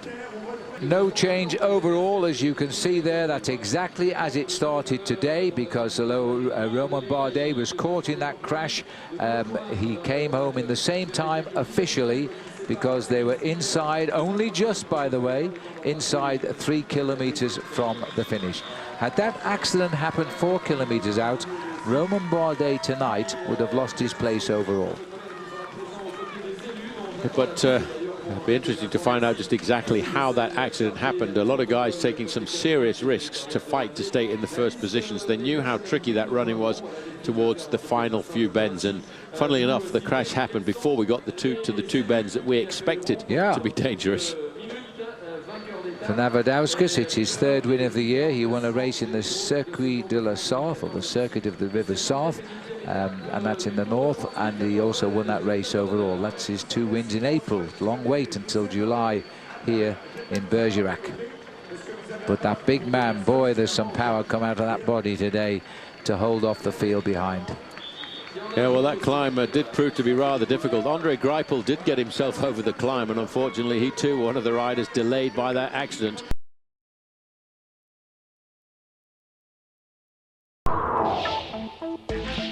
Stage 20, here it is. It starts in Bergerac, makes its way through to Périgueux. 54 kilometres, and it's lumpy. This will be a difficult test. For many in the race, they'd prefer a 200-kilometre road stage. But there's a big decision to be made today as to who gets onto the podium alongside Vincenzo Nibali. This was a ride that was held earlier on this morning. This is a group that includes some of the greats of French cycling. Bernard Hinault, a 5-time winner of the race, amongst them. It's a charity organisation that raises money to support young children in developing nations throughout Asia and Africa who have got heart problems. They bring them to France, and this foundation pays for the expense of getting that heart operation done, which costs somewhere in the vicinity of 12,000 euros per person. So a great cause, a great organisation. In the black T-shirt, the voice of the Tour de France in France, Daniel Monges, in his 41st and his last edition of the Tour. What a star he's been throughout his career and a big part of the race. But the yellow jersey, that is still with Vincenzo Nibali. He sits comfortably at the top of the general classification. 54 kilometres today, and then the ride down the Champs-Élysées. He's got 7 minutes and 10 seconds up his sleeve. But Pinot, Perrault and Valverde, there's just 15 seconds between those three. The green jersey is all but sewn up for the 3rd year running for Peter Sagan. Brian Coquard is in 2nd position. It's then Alexander Kristoff. Rafael Majka with the King of the Mountains jersey secured. He leads ahead of Vincenzo Nibali and Joaquim Rodriguez. Thibaut Pinot, 2 minutes and 17 seconds. His advantage in the race for the white jersey of the best young rider. Thibaut Pinot has just gone under 3 kilometres to go. That was an impressive ride, Phil. 6th in a time trial at this level for Jean-Christophe Perrault, and now he knows whether or not, I think he's probably got the 2nd place finish there. This man had 13 seconds to play with at the start of the day. Thibaut Pinot is going down this little bit of a descent. He'll cross the town of Périgueux, and he will probably now know that he's at least got the podium position, and that's amazing, really, when you think this guy we're looking at here, Phil, he's just 24 years of age. He's gingerly going around these corners. He certainly doesn't want to drop it at a stage like this. Whatever happens here, Paul, he's on the podium in Paris tomorrow, and that's the big thing for him. OK, Phil, it looks very much as if Tony Martin is going to win. But you know what? When we've just looked at the final time check out on the road, Vincenzo Nibali started in 9th, moved up to 4th. He's just gone through the final time check out on the road with the 3rd best time. Stunning result, and Thibaut Pinot here, who's coming in, he's not tickled the leaderboard. He was 12th at the last check and 11th at the previous one. He's probably where he finished in the top 12 riders of the day. It's all about time against the man nearest to the best time wins the Tour de France for the full distance, not just the time trial. This has been a most amazing day of time trialing. Now Pinot at 19:01, when that time ticks by, it'll be the loss of 2nd place to his teammate, his ex-teammate and his countryman. That's the big thing. Well, just check this out, though. This is smoothness. This is a real perfect poetry in motion for the man in the yellow jersey. A little anecdote, by the way, before the start of the Tour de France, the organisation provides this aerodynamic skin suit, and certain riders went to see whether or not they wanted a made-to-measure skin suit, and they made one specifically to measure for Vincenzo Nibali. This man in here is riding in a standard skin suit. Nibali's has got slightly longer sleeves, slightly longer legs in the skin suit as well. that might have given him just a little bit of extra edge and certainly a little bit of added psychological motivation. Well, of the 6 riders in the Tour de France today as the leaders, he's turning in the best time at the moment, which means he will increase his overall lead tonight in the Tour de France. But right now, this man is coming home. He's got to be inside at I've lost all my notes here now, Paul. 1901. I've got so many figures. I've never had to calculate a time trial like this before. 1901 if he to retain his second place, and I doubt very, very much he can do that. The clock is now saying 1844 and counting. Well, I don't think so, Phil. It's going to take him 30 seconds in this last 500 meters to get up to the finish line. The crowd can't believe this. They're cheering a second Frenchman to the podium in Paris tomorrow.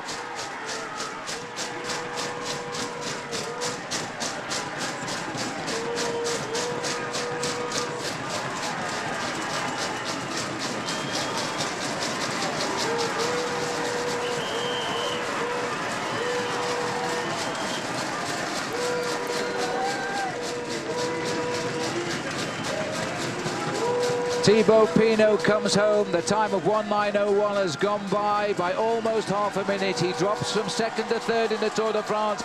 But tomorrow, 2 Frenchmen will stand on the podium. It's their best tour in 40 years. And the winner of the time trial still to come.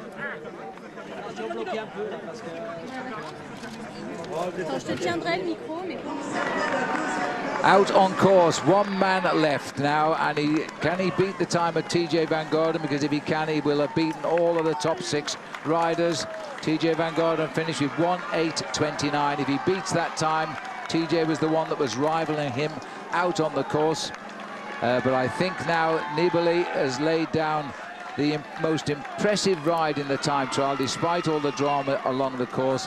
This man is best of the top 6 riders in the Tour. I think he's going to be. He went through the first time check in 9th position. He accelerated through to kilometre 39 and went through there in 4th best time. When he got to kilometre 48 at the top of the climb, he had the 3rd best time. But the question is, will he take the risks in these final few corners to try and get up to 2nd place?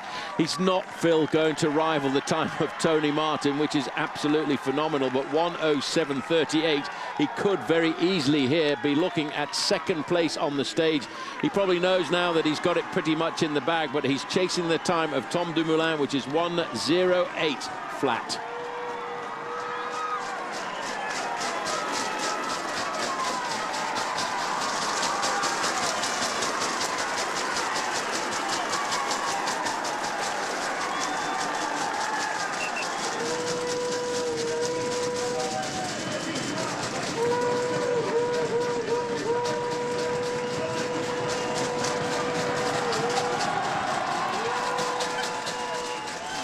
He hits the line, best of the top 6 riders in the time trial. He increases his overall lead in the Tour de France. He finishes in 4th place in the time trial. He is the champion of the Tour.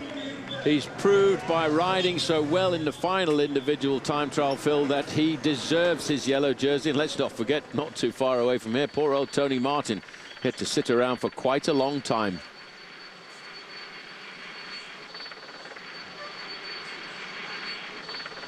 Tony Martin there, smiles, a shrug, wasn't taking part in the battle for the Tour, but he proved as a world champion in the time trials, he's the #1. Well, that was a pretty dramatic time trial. Bits of paper flying all over the place there. Tony Martin getting the win by 1 minute and 39 seconds. Jan Barter, 1:47.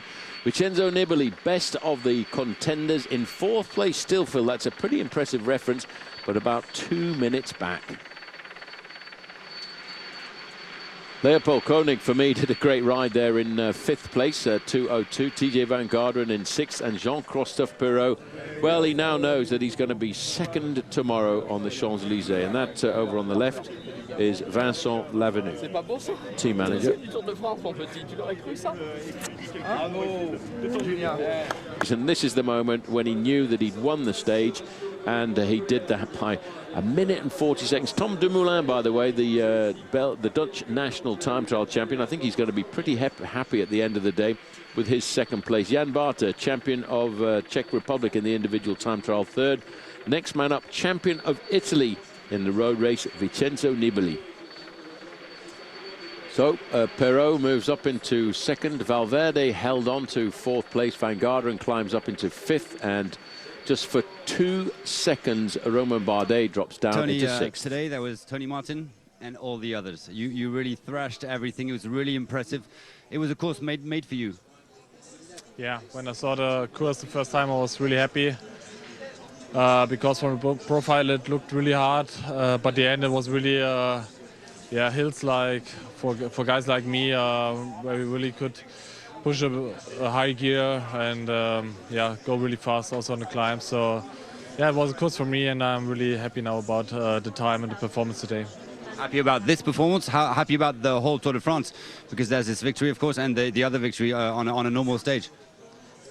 Yeah, for sure the victory today was more or less expected from everybody, but especially the first victory was a big surprise. Also the way I won the stage was really nice for me, and the whole Tour de France was just a perfect race for me. Thank you very much. Yeah, great ride by this man. He certainly went for it this afternoon. He knew what he had to do. Very difficult going out so very early on as well as he did. He had no references at all. He just rode as hard and as fast as he could. And a massive beating of everybody else. But I must say, Tom Dumoulin did a great ride for second. Vincenzo Nibali proved to be the best of the rest. And, of course, Jean-Christophe Perrault. Well, I think that's going to be quite emotional at the AG2R Hotel tonight, Phil, when they realise that they've moved up to second place in the overall standings. And Thibaut Pinot, well, as far as I'm concerned, that's a new star of France who has been born. Couldn't agree more. Absolutely right. We're going to have big celebrations on the Champs-Élysées tomorrow, not just for the Italian winner. And by that great time trial by Jaime Zubeldi today, Paul, he's crawled up into 8th place now. That man has stayed under our radar for 3 weeks, and he's always there. Yeah, funnily enough, the two riders from Belkin, Phil, they dropped down into 9th and 10th place. They just crushed themselves in the individual time trial and dropped down overnight. But, you know, the crowd, I think today, it's fine to see that France have finally got some great, real contenders for the Tour de France in the future. And no, I doubt if Jean-Christophe Perrault will come back and be a contender to win this bike race overall, but I have to think that Thibaut Pinot is going to be a man for the future. And once we see the Tour de France coming back next year with a year more experience for Romain Bardet, Thibaut Pinot and the rest of French cycling, it really is, it's got to be good for them, having waited for such a long time. They've got to go back to Bernard Hinault for a winner back in 1985. Maybe the drought is over.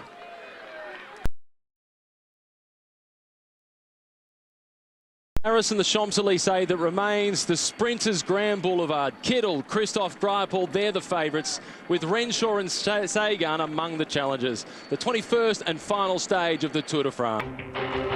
We've just seen the running of the women's race. It's good to see women's racing back on the Champs-Élysées. Well, the Champs-Élysées, Brian Cookson is delighted. The Tour de France is a huge media event, as always, so it's great to have this women aspect to that. I think we're going to see a lot of coverage. I think we're going to see a lot of people enjoying watching that coverage and reading about it and spectating here on the roads of Paris. So I think we're in for a really great race today, and I think the future is very bright for women's cycling.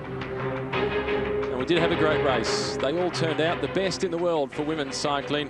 And it was Marianne Vos who started as the favourite, the woman who was instrumental in making the event happen, who ended up getting the victory, but only just ahead of her compatriot, Kirstine Wild.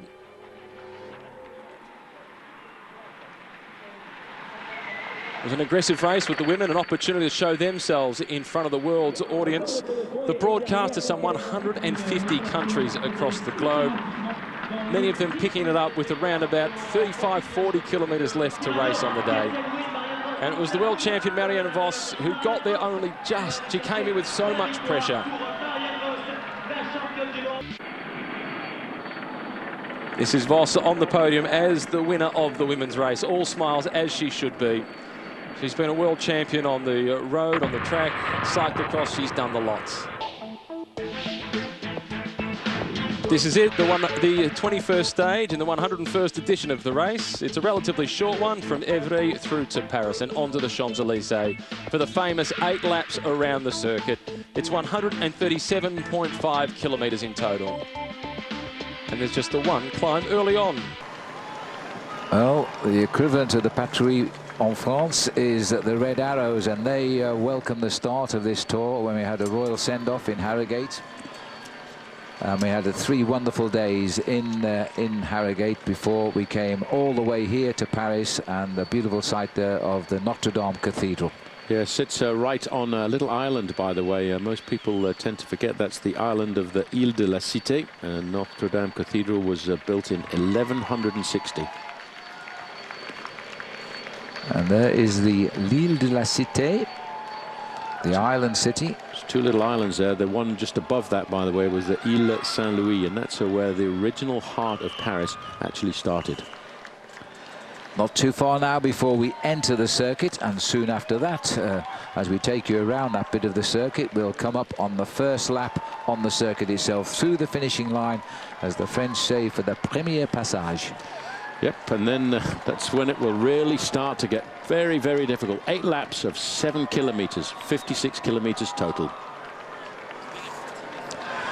Well, the peloton are now just on the outskirts. They've seen all the city sights. They've seen the Eiffel Tower. They're running down the banks of the Seine now. They're not too far away from going across the Rue de Tuileries and on the Place de la Concorde and up the home straight, where they commence 8 7-kilometer laps of the Champs-Élysées. That huge, beautiful building you might just have seen on the rider's right-hand shoulders there, Phil. Well, that, of course, was the Musée d'Orsay. Used to be a pretty impressive train station in the old days. It still is. Still very, very nice indeed. As we now wait for the riders then to make their appearance on the Champs-Élysées. I have to say that the beautiful sun of the early afternoon seems to have given way to rather stormy clouds overhead, but we're hoping that the weather just stays dry and gives the Tour a grand finale here after a wonderful race around France and England. Yes, well, there you get a little bit of a chance, and in fact they're going right the way through the middle of the Louvre. Now that is quite amazing. There in the background is the Louvre. There is the famous pyramid which was ordered by the President Francois Mitterrand, and that is the Louvre. Of course, everybody around the world, we know that it's the home of the Mona Lisa.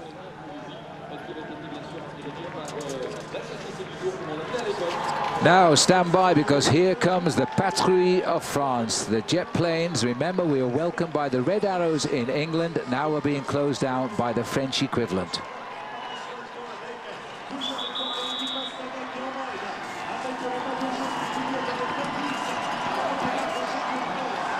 So the riders, to an enormous crowd here now, Paul, are making their way through to the opening of the 8 laps of the Tour de France that will shut it down on the Rue de Tuileries. So this is the Rue de Rivoli. They're coming down. The Tuileries is just over to the left-hand side. They're picking up the pace quite dramatically, and of course you can see Astana are leading them onto the Champs-Élysées. They go across the Place de la Concorde. Yeah, now I keep listening to see where the Patrouille de France is. Well, they don't usually get it wrong, but I'm sure they'll make an appearance and pop in quite shortly. We saw them about 3 or 4 times last year. Yeah, we did. Marcel Seeberg there. Astana's going to bring the riders home. I was wondering if they might make a gesture to Jens Voigt and allow him to lead the race onto the Champs-Élysées in his 17th and last Tour de France, but maybe. We'll see if it happens, but at the moment it's all Astana. As we go across the Concorde now, a right flick into the home straight, and then they'll see 8 laps to go of 7 kilometers a lap. Yeah, a bit of history about the Place de la Concorde, by the way. In the days of the French Revolution, this is where they used to bring the kings and queens to be guillotined. And stand by as they now line up to fly straight along the Champs-Élysées. Well, we saw Navadaskus win 2 days ago in a great lone escape for Garmin Sharp, but I tell you, this guy's also a very good sprinter. He finished 3rd during that crash situation into Harrogate, and he is bringing his Garmin Sharp, the boys in blue, also up here. Phil, I have never seen so many lines of teams trying to line the sprinters up this afternoon. You've got Europcar in the dark green. They're trying to line it up for their man, Brian Coquard, but while they're all getting themselves organised, there's a last-minute attack here from... Well, there's Nolika Green Edge rider who have been particularly active throughout this stage since we came on, who is now really taken a flyer off the front as we go around the top. Now, the man most likely for me would be Luke Durbridge to try that, but we'll have to get in closer to recognise him. But he's got the strength to stay away, that boy. Yeah, but the sprinters, Phil, they are licking their lips at the moment, and there are so many teams that are trying to pull this back together. Simon Clark, who's having a dig here as he tries to push it away. He's gone clear at the moment. A big move by the man who once won the King of the Mountains in the Vuelta a España. This is a brave try. Well, you've got to do it. You know, you're on the last day. There's no tomorrow where you can get every last little bit of energy out of your body. He's got a 7-second advantage. It's Lotto Belisol pretty much in control. They're down to 4 riders. Andre Greipel is there in 5th place. Behind them, it's Omega Pharma Quickstep looking after Renshaw. Looking a little bit further back, the fluorescent yellow jerseys, that's Tinkoff Saxo. They are looking after Daniele Benati. But look at the speed here. We are probably approaching 40 miles an hour downhill here. Yeah, but how is Simon Clark holding them off? It means he's doing the same speed on his own as he comes up to our motorbike. You can, oh, steady on there. Whoa, I thought we was coming into the living room. He's gone past the motorbike. He stayed as close as he could to get a little bit of slipstream, but he's gone through. And now we're looking at the fanning on both sides. They're all trying to organise the chase. It's a little bit of confusion right now. But the thing is, Phil, there are so many lead-out trains. This one is the man working for Giant Shimano, and that is for Marcel Kittel. They have now decided to take control. Moving up behind Marcel Kittel is the Austrian rider Bernie Eisel. Well, take a look down there. At the moment, Giant Shimano appear to have it under control, but how many days have we seen this, and it's all gone to pieces in the sprint. Simon Clark is being pulled in, though, by Giant Shimano, but also on the left, the lime green jerseys now of Tinkoff Saxo. They're working for Benati as they head up towards the top. Squeeze in and around that little bit of furniture in the middle of the road. To Simon Clark, that was a very brave mover. There you can see 101. That's the man that everybody's going to be queuing up to get onto his wheel. You can see, in fact, the rider in front of Kittel, I think, has actually got one of the new little cameras on board. We'll get a chance to have a look at that maybe later on. Well, we can't see it now because he wouldn't be wanting to stop to show us the pictures. But Kittel is looking concerned, but he's okay. He's got his team organised now. But the Omega Pharma Quickstep boys are coming, and they are trying to deliver Mark Renshaw, who has finished second here before when he led out Mark Cavendish for the win very successfully. He was Mark Cavendish's right-hand man, and Mark Cavendish, remember, crashed out from this team on day 1 of the Tour de France. He's trying to make amends and win here now. This sprint is all about the lead-out. It's all about the power of coming into the final bend. You swing around that final bend, and you're already riding at 60 kilometers an hour, about 38 miles an hour, and then you've got to take over. You see the confusion. There's Omega Pharma Quickstep. It's all going to be, Phil, a question of who can get the lead-out train under control. It's amazing. It's Tony Martin on the front now. But watch the man in green down to the right of our camera, Peter Sagan. He's dodging wheels, he's freelancing, as they call it, taking anybody he can get hold of to try and keep in a position to finally win a stage of this year's Tour de France. They are flying down the banks of the Seine right now, and now we're going underground, and after that they're going to see a kilometre to go. Sweeping around, hopefully they get round the corner nice and safe, into the tunnel under the Jardin de Tuileries for the last time. Then there's another left-hand bend. They'll line up into the Rue de Rivoli. They are storming along here, 60 kilometers an hour. It's going to be a very, very fast sprint. It's the sort of sprint that Marcel Kittel would really like this afternoon, but the question is, can his team get control back? The French of Europcar are already well organised, and Peter Sagan, Phil, is not too far away either in that slightly different coloured green jersey. All the sprints are there. Brian Cockard is there, Degenkolb is there, Kittel is there, Greipel is there, Sagan is watching and waiting, and there's a move from Katusha to bring Christoph up in the red as he comes up on the right now. There's a lead out started now for Mark Renshaw, but the boys from Giant Shimano, as they go under 1 kilometre to go, this is a free-for-all. Well, it is. Nobody's got control right now. It's disappearing, while all of a sudden Giant Shimano in those black and white jerseys are trying to regain control. 4th place rider there moving around there is Marcel Kittel. Have we ever seen a fight like this? What a great way to end the Tour de France. Totally unpredictable from the very first day when the finish in Harrogate. As we now come on to the finish here, Navadauskas is trying to get in on the act as well as we start to line up for the finish. Are the sprinters going to finish this one off, or are we going to see a steal on the line? Now they see it. This is all of the effort here as they make the ride towards the finish. Weiss is on there now. Tom Wielis is trying to lead them out. Now Navadauskas in the middle as Christoph is coming now. Christoph is winding this up. Is he going to make it 3 in a row? He's being challenged by Marcel Kittel. Kittel is coming. Kittel is going. Kittel has won for the 2nd year in a row. He has topped and tailed the Tour de France. Well, you know what, Phil, he must have thought under a little bit. We're looking for the yellow jersey. There he is, a little bit further back. Not a worry for him this afternoon. Congratulations coming for his teammates. He's done it. He's going to cross the line as the winner of the 2014 Tour de France. And amazing. Look at that. A bit of a sigh of relief. It is. Now he knows he's the winner of the Tour de France, the Tour of Italy and the Tour of Spain. That was an amazing sprint, I have to say, Phil. It looked as if all of a sudden the big man had got it wrong. There's Greipel over on the right-hand side. Right in the middle in the red and white is Christoph.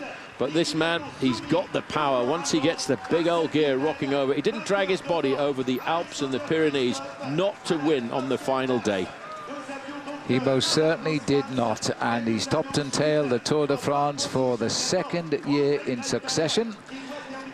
You see the move, Greipel came from a long way back, but just look at Kittel now, that final kick mattered. I wonder if the flat tyre to Christoph cost him half a length in the sprint. You'll never know the answer to that. Yep, he did have a flat tyre out on the course, and he managed to chase his way back in. I wonder if the flat tyre to Luca Paolini was important as well, but let's not forget, this is the man who wins.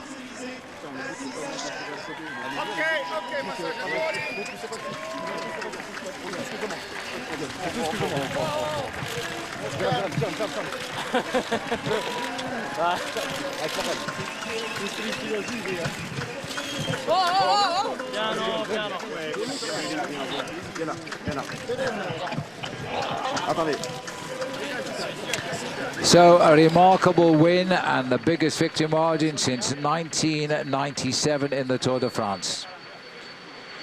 Well, there's confirmation. Marcel Kittel, first stage and last stage, is exactly the same as he did 12 months ago, ahead of Alexander Christoph. Navadauskas of Garmin Sharp, a great ride by him, and Andre Greipel in 4th, Mark Renshaw 5th, Bernie Eisel up there in 6th.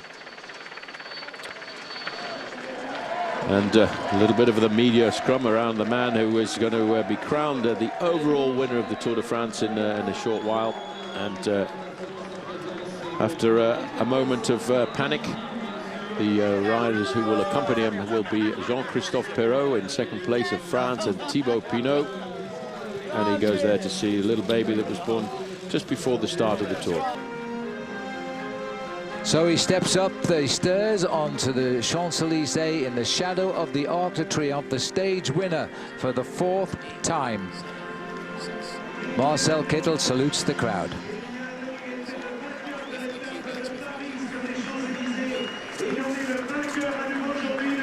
Well, there he is, Marcel Kittel, the 4th time this year, as it was the 4th time last year in the Tour de France. 4 stage wins for him, and his 2nd time in succession on the Champs-Élysées. Yeah, the amazing thing is, Phil, this man, you can't imagine how much he had to suffer to get round France, to get over all of the big mountain passes, the Vosges, the Alps and the Pyrenees, to get himself back up here, to climb up onto this top step of the podium on what I believe is really very much the holy grail of sprinters, a victory on the Champs-Élysées. 8 stage victories in 2 years.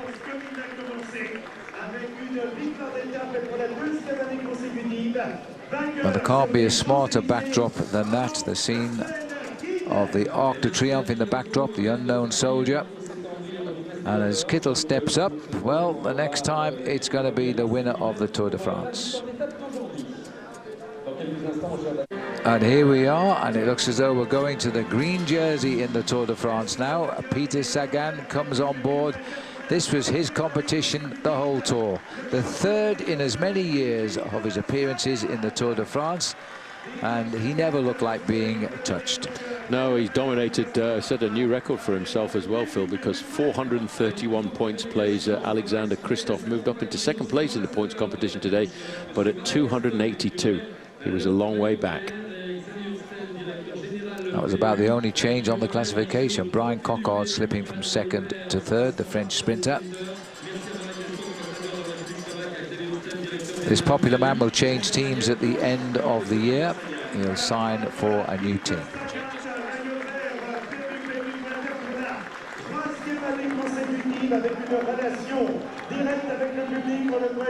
Mr. Consistency, he really was there all of the time. He was knocking on the door. I mean, 4 second places on the stages in the early part of the tour, and he was just itching for that victory.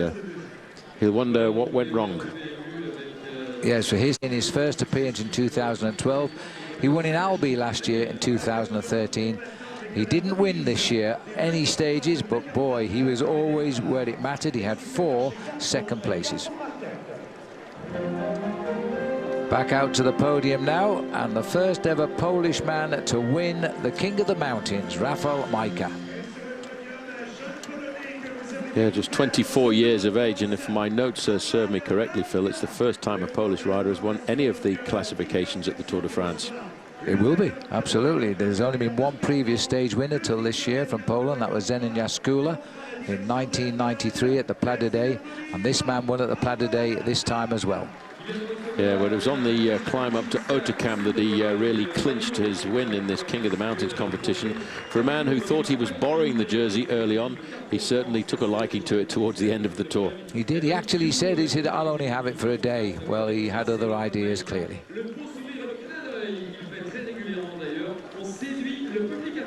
He took a double take on that plaque which says the best climber of the 2014 Tour de France. And you have to wonder if he would have ridden this Tour de France in anonymity had his team leader Alberto Contador not been forced to retire. Absolutely. The whole team had to change their tactics and see what was left in the Tour for them. And for this man, it was stage wins and the King of the Mountains title. And for a team that lost everything, they turned it around. 3 stage victories, and of course the King of the Mountains competition too. That's a bit of joy in his face there for a 24-year-old. Again, Phil, one of the new faces of cycling.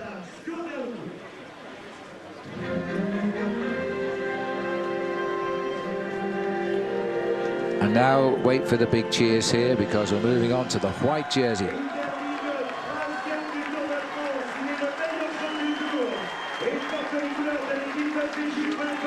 At last, the Tour de France, in many ways this year, has come back home.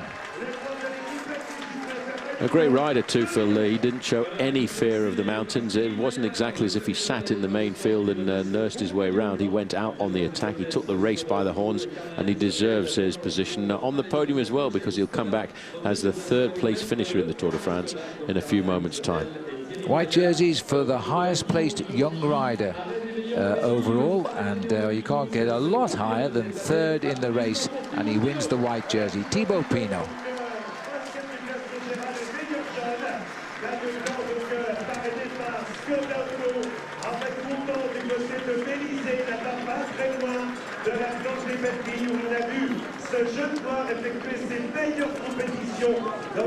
This is a rider, by the way, who was afraid of going downhill and lost his nerve in the Tour de France last year and lost everything, and we thought we'd never see him again. And he learned to drive a racing car, and he's back. He's back, and at 24 years of age, I think we'll be talking about him for the next few years to come. The only thing that the French, the older guys like Bernard Hinault and Bernard Thévenet are saying, please don't put too much pressure onto his shoulders. And that's very often been the case as France looks for a new hero to follow in the wheel marks of Bernard Hinault, who won the Tour de France on 5 occasions. Just let him develop and keep the pressure off his shoulders. Well, it looks like the judges have made a decision, and the most aggressive rider of this year's Tour de France, and we'll all agree with this, is the Italian Alessandro Di Marchi. He tacked on a daily basis, and I see he's being presented there but with the trophy on the left by the president of the UCI, the Union Cycliste Internationale, Brian Cookson.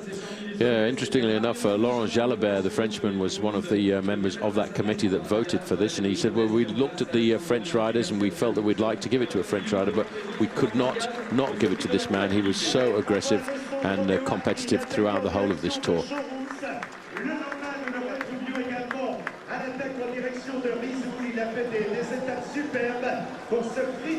All the Italian flags are waving for him, but I'm sure there'll be a lot more Italian flags flying high in a few moments when the man who was going to win this race comes up. His final finishing position, as you can see, 52nd in the Tour, but out on the attack almost on a daily basis. His one ambition was to win the King of the Mountains. At one stage, he almost got into the lead in that King of the Mountains. Yeah, he wanted to emulate his performance in the Critérium du Dauphiné, and felt that because he'd been so successful in the Alps in the Critérium du Dauphiné, that he could do the same thing in the Tour. But he certainly was an animator throughout most of the mountain stages. Now we move to the man who has dominated the Tour de France this year. Only 2 days did he not ride in the Maillot Jaune. He rode in the colours of the champion of Italy.